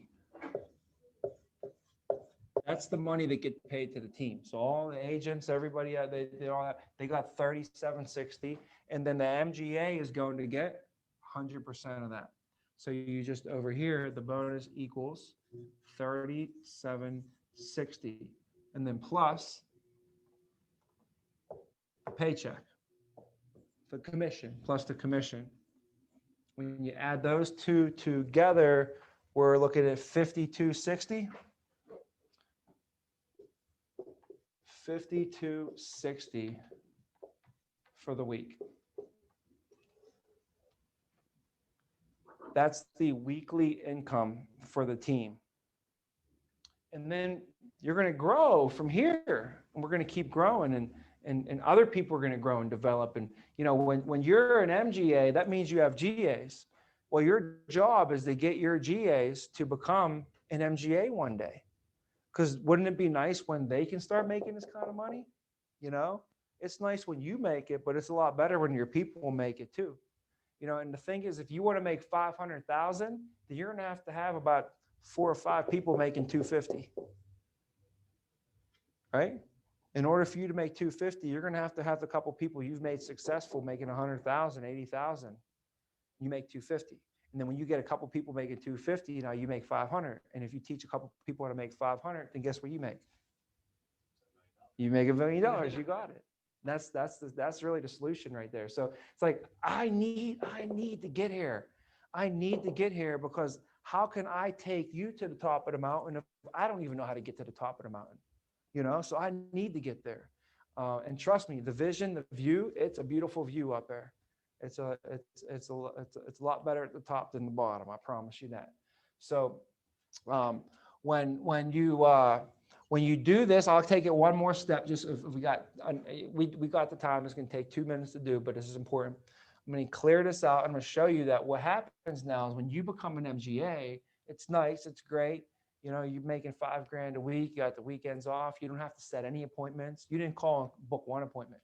You don't have to get on Zoom, and the client had to tell you that they wanted to think about it, and you had to sit there and try and close them down and argue with them and get them on the thing and blah, blah, blah. You make 100 phone calls, and one guy didn't show up on his appointment, and whatever. You don't have to deal with that anymore. You have to deal with 20 other people that are dealing with that. And you got to coach them up and make sure that they're good. But you know what? You already been through it. So it's easy for you to take them through it. It's like a tour guide. He or she are the only ones that need to get to the top of the mountain. From that point forward, I could get 20, 30, 40, 50 people once I did it once. The tour guide, there's one tour guide, but there's 20 people behind them. So let's go to the MGA. You guys know the Mount Everest story, why I erased this. So there's a guy who's a tour guide for Mount Everest, and you guys know the statistics is if you try and go to the top of Mount Everest, if 10 people went, I think only 6 of them make it, or 5 make it, or 3 or something like that. But if 10 people went to the top, not all 10 make it to the top. And here's what the scary thing is, though. If 10 people make it to the top, not everybody makes it back down. So that's even scary. You might make it to the top, but that might be the last thing you ever even see. You ain't gonna some people don't even make it back down. It's scary, right? So then there's a guy who interviewed the tour guide. There's this tour guide who has done like 100 trips up and down Mount Everest, taking people from the bottom all the way to the summit, to the top of this thing. And the announcer said, he said, to go to the top of Mount Everest is a big risk. You're risking your life statistically. This is insane. I can't believe you made it this many times. He's like, why do you continuously risk your life and take people to the top of Mount Everest? And guess what the guy said? He looked at the guy. He said, obviously, you've never been to the top of Mount Everest, right? So once I became an MGA, It was awesome. I was home on a Friday. I took my girlfriend, who's my wife to right now. We went to dinner and at this Italian restaurant. It was called Bravo in Pittsburgh. And it was right across the street from the movie theater. And we went to dinner. And after dinner, we went to the movies. And it was Friday night. And they just paid me like $5,000. Right? And I realized this is pretty awesome, because where I came from, Friday nights meant I was working. Saturday mornings, I was working like nonstop. So to be able to be home on Friday night and make $5,000 and not have to work the weekends was absolutely insane. Most people to make $5,000 a week have to travel to China, and they can't see their families. They have to go on extended trips across the world, you know, to make $250,000. Yeah, you make $250,000, but we own your ass. Here's where you got to be. You got to be here. You better check in, better fill out your reports. You better do this, better do that. Or I'm taking out 100, 250 like that, just as quick as you got. I'm taking it right off you. Like, they got you, if you know what I mean. So it was pretty cool to call your own shots, be where you want to be. Like my mentor, my boss was like happy for me. He's like, this is what I told you when you came in, didn't I tell you? This is what we worked for, man. I know it took us 2 years. I told you Rome wasn't built in a day. It took you 2 years. Was it easy? I said, hell no. He said, was it worth it? I said, heck yes. It was worth it. I'd do it all again and over again. You know, somebody told me, I said, if you do this deal the right way, you'll be making $250,000 for the rest of your life. I said, I would do anything for that. Anything. Like, you could tell me, hey, listen, you have to go on a barge down the middle of the Amazon River, okay? And you go down the Amazon River, and then you come back to the Amazon River, and you go up and down the Amazon River, and you're gonna shovel garbage from one pile to another for 16 hours a day, okay? For the next 2 years. You can't call anybody, see anybody, no Instagram, no TV, no nothing.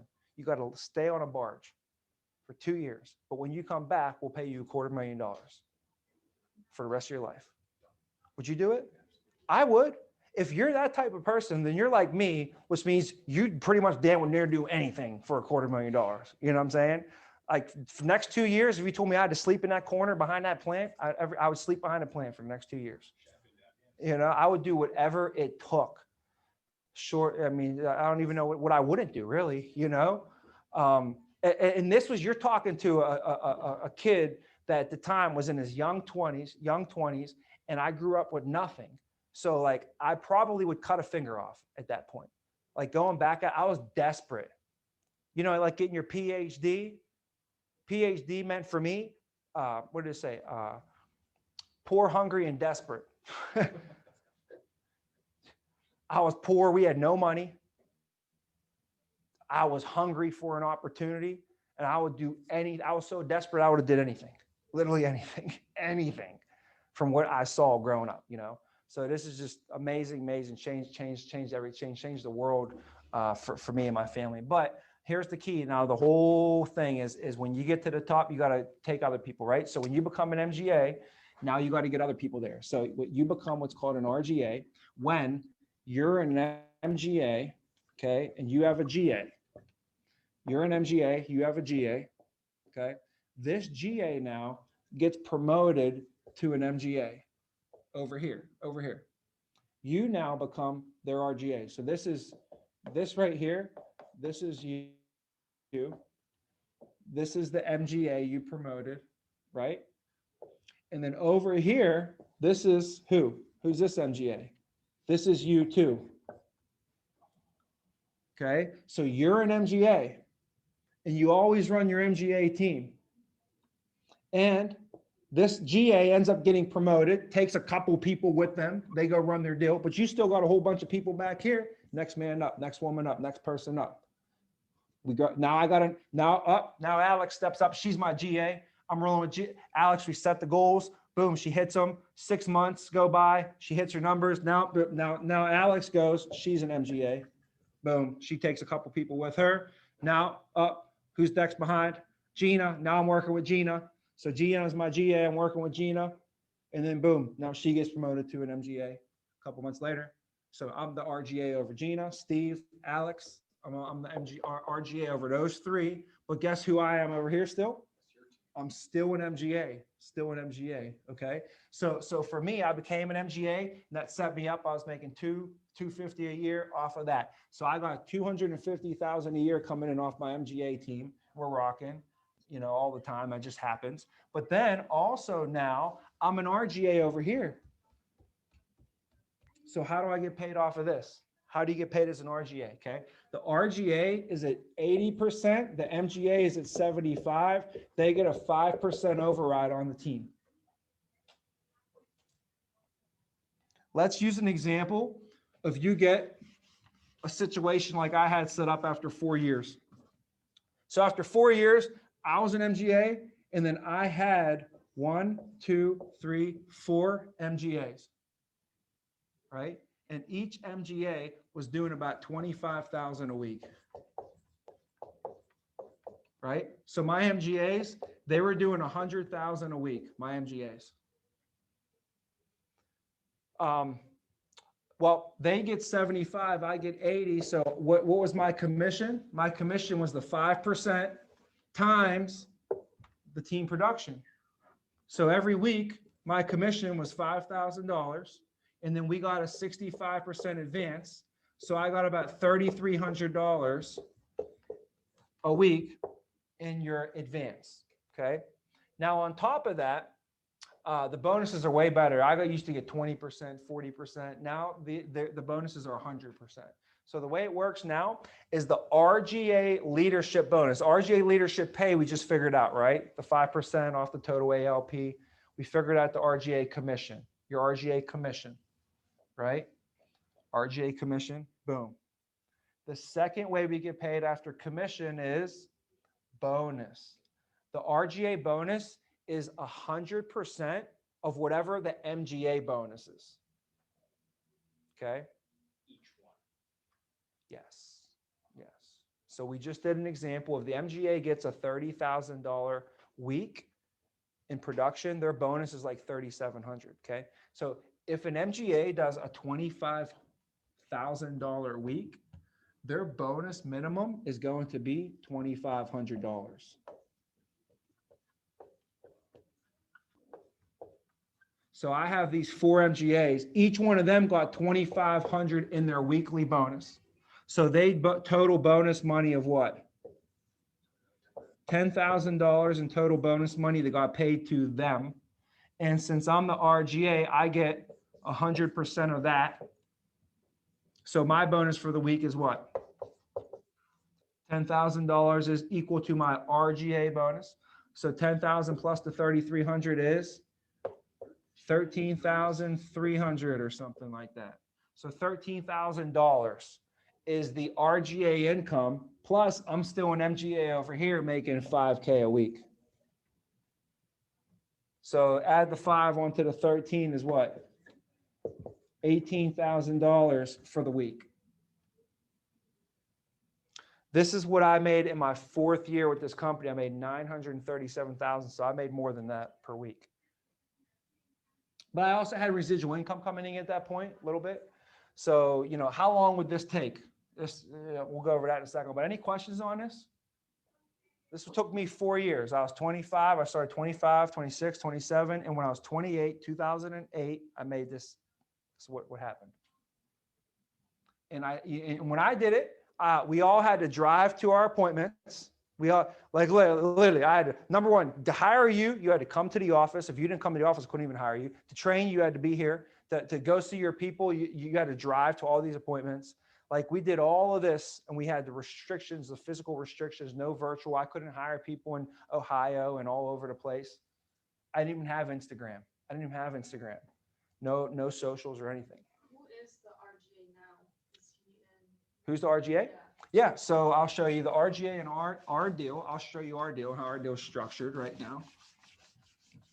So we have MGA, there's Josh, there's Gio, there's Vince, and Casey are the 4 MGAs that we have. Okay. Gio is Vince's RGA. Because last year, Vince was the GA. Vince got promoted to an MGA, and that made Gio the RGA. So you can become an RGA with just one under you. Yep. That's as soon as they bump, you bump because now you're their RGA. Yep, you got it. So look, see, Gio's in 2 spots. Gio gets paid 6 ways. So Gio gets an RGA commission, and he gets an RGA bonus. He gets an MGA commission and an MGA bonus. Plus he gets his personal commission and his personal bonus. When Gio writes business, his commission is what? 75%. When he was an agent, you think he likes to write business now or before? You think he's better when he was here? He's like a ninja. It's like the black ninja. He could just go in there, make 1 call, set an appointment, and make 10 sales off of it somehow. So for him, it's easier for him to do, and he gets paid a lot more off of it. And the renewals over here are 3. The renewals are 7. See, it's good, right? So it makes sense if he wants to maybe trip and fall and write a business here and there, or sneeze some ALP out every now and then.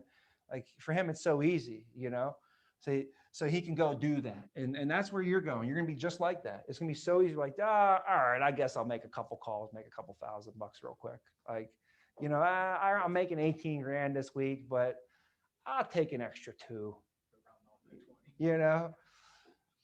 So this is the structure right now. It's pretty much it. We have Casey that helps oversee Gio. And then we have my dad, so we call him TJV, and he oversees these individuals right now. But that's kind of it. So there is no who's the RGA. There's no the RGA is going to be whoever you promoted out, like that. So, yeah. So yeah, I mean, we could go through the structure a little bit more. We all have GAs, right? So the GAs here is Drew, and then we have Jay Vaughn, and we have Tommy Whalen over here. So Drew's going to be next up for promotion. So Drew's going to be probably up here in a few months. He'll be at MGA, and he'll probably take Tommy or Jay Vaughn with him. And then Josh will have 1 manager, and then they'll build, and then they'll build. And then Gio has Melissa, and Melissa has Christina and Marquise as their man. This is just the management crew. We have a lot more, and then he also has Austin, and Austin has Ryan, who's about to be promoted here very shortly. Vince has Matt Hunsberger, and he's looking at promoting 3 to 4 people by the end of this month. Reich has Faith and Marvin right now as his SAs. He's a GA. Casey, he's looking at right now, we have Marissa and Mason. Both are looking to get promoted by the end of this month as well. So that's kind of like the leadership team for the most part. I hope I'm not missing anybody, but I might be 2 or 3. I don't know, but let's see here. It looks pretty solid. So that's the leadership team right now for the most part.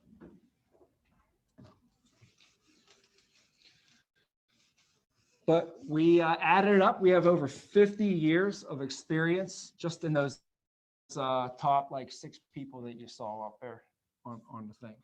So some good experience up there, But I wanted to show you guys that. Sorry, I took a little bit extra time today. Hopefully, wasn't too much to take in. Hopefully, you got the gist of it. I hope it wasn't a waste of our time by any means. And I wanted to show you the math, the vision. Do I expect everybody to have this memorized right now? Of course not. There's no way you have everything that we just went over memorized. But if you don't use it, you lose it. So if you don't like review this information and go over it, you'll lose it. And this is the understanding portion of the numbers behind it, you know, why we're here and all that. If you have any questions for me, I'll definitely stick around and answer them. And if you have any questions along the way to get your career moving in the right direction, you know, I'm sure there's people that come in and have done bigger and better than I have. I just don't know anybody who's done the path that we've done, you know, over here. So I can get you to where you want to go and show you the numbers and really what it's going to take and all that. So don't be afraid to ask, or, you know, shoot me a call or email or ask your manager to get us in touch. And I hope you guys work whatever I can do to get you where you need to go. So you got a little bit of a break today. And then I would say hook up with your manager. And one thing that I'm going to give you just a little bit of homework, okay, is make sure that you have eApp on your computer.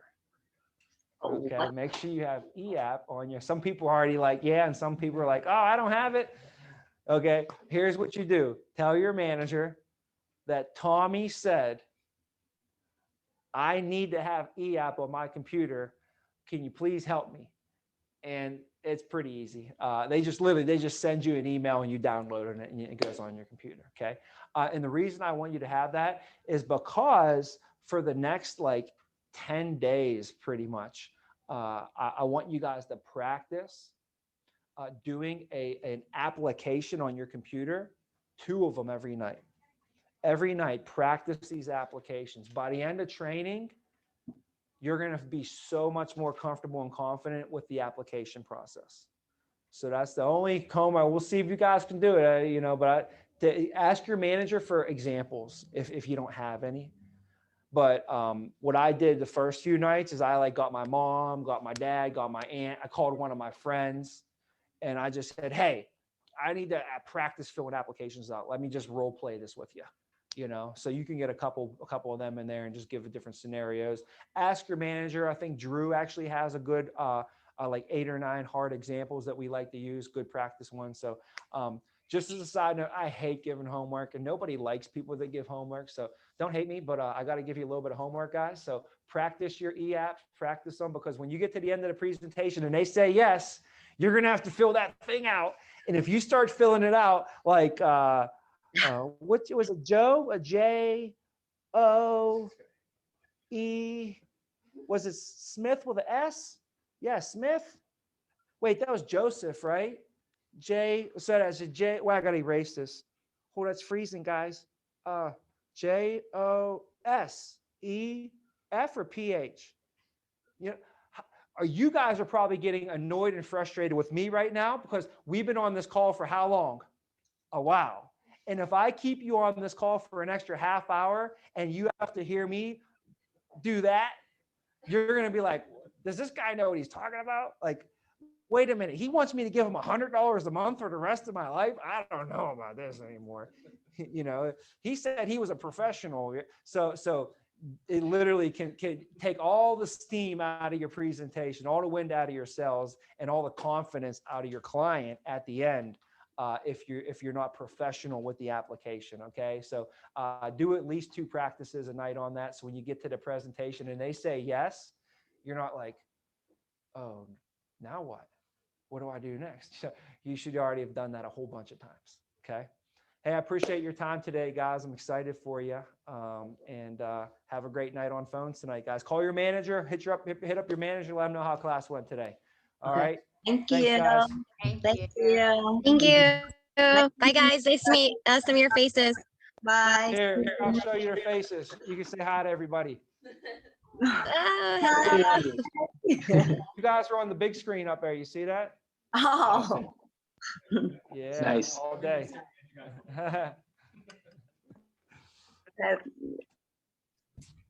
Thanks, Mr. Bean. I appreciate it. See you guys. Bye, guys. See you guys.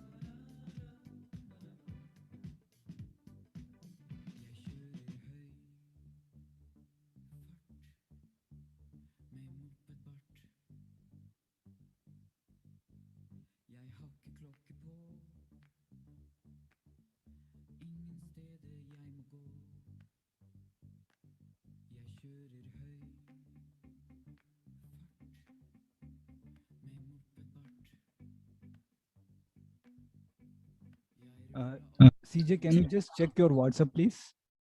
CJ Hariharan, sir. Yes, I checked my WhatsApp, but I don't find all. I'm just verifying that. I can't see number 5. I'm just checking a moment. There's no 5 in there?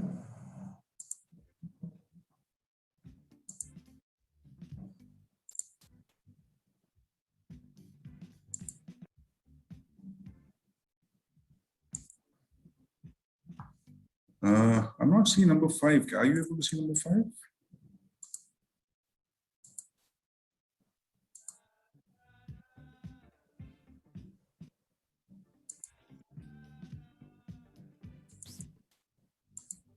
Detail Biju, I don't see judge number 5. Are you able to see? I'm not able to.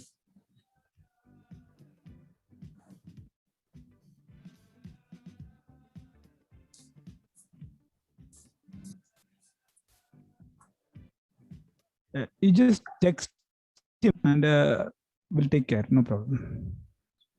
But Rita says, but I don't know. I'm not able to see. Let me just quickly run through the participants again.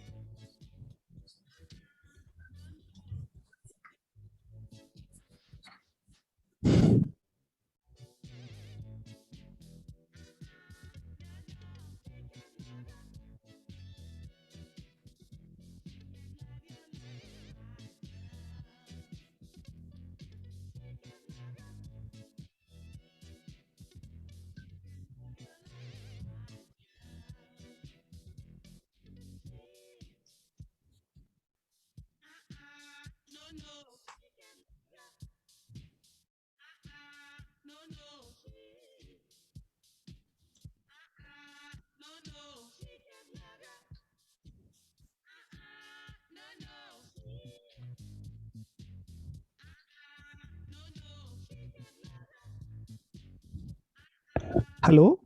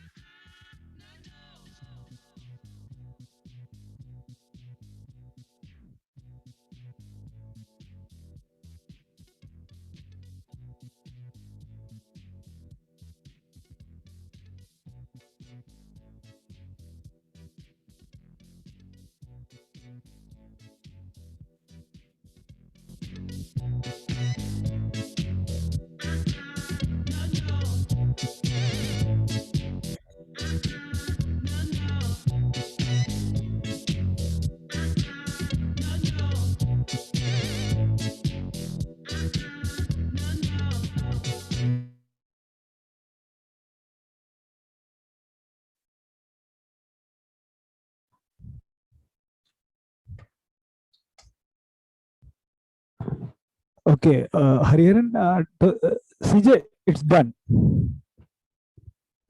Yes. Done. Done. Thank you.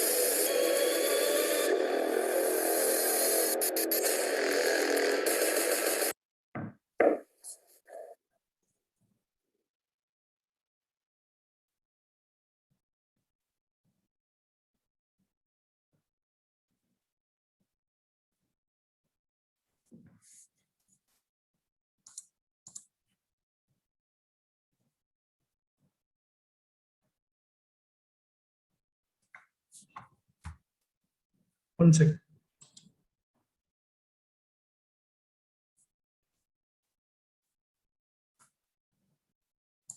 President comes, your voice is not clear. Voice is not audible.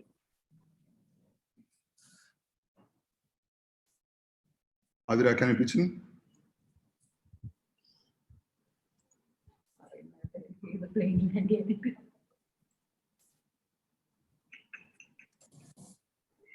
Am I audible? Go ahead. Respected district dignitaries, fellow Toastmasters, and dear guests, a very good afternoon. Hello, and welcome to DTAC 2020-2021 semi-finals of Table Topic Contest. Thank you, Shukriya, for joining us for this virtual contest. We're thrilled to have the Toastmasters and guests from around the world to cheer our contestants. I am your Chief Sergeant at Arms Toastmaster Atira Gopakumar. I would like to begin by stating the mission of Toastmasters, which binds us all together. To empower individuals to become more effective communicators and leaders, to provide a mutually supportive and a positive learning experience in which members are empowered to develop communication and leadership skills, resulting in greater self-confidence and personal growth. Some rules to be respected during the contest. Please turn off your audio and video as instructed. Please use the chat box to communicate as and when instructed. Please turn off all the noise-making devices or put them in silent mode. Please do not switch on the audio or video while the speech is in progress, as it may interrupt the contestant and the contest. Speakers are requested to refrain from making any references to politics, sex, or religion in their speeches. No member of the audience will be allowed to move in or out of the room while the speech is in progress. Please use your reaction icon to appreciate all the speakers after the speech. I wish you all a fantastic contest. To take the proceedings further, let me invite the energetic Toastmaster Praveena Sriram, the MC for DTAC 2020-2021 semi-finals of Table Topics Contest. She's a Toastmaster for 7 years. She's a mother of 2 naughty sons. Life was the same till a few years back, but has changed ever since she joined Toastmasters. It's become more eventful and interesting. She's found a new courage to accept challenges. Her hobbies include singing Carnatic music, reading, and chilling out with her friends. Ladies and gentlemen, let us welcome Toastmaster Praveena with a huge round of applause.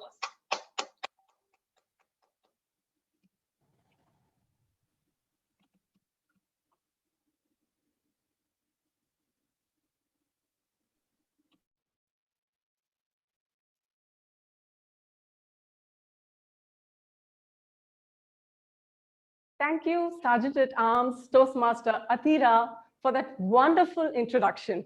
What a cheerful start to this afternoon. District dignitaries, Toastmasters, and dear guests, a very warm good afternoon to all of you.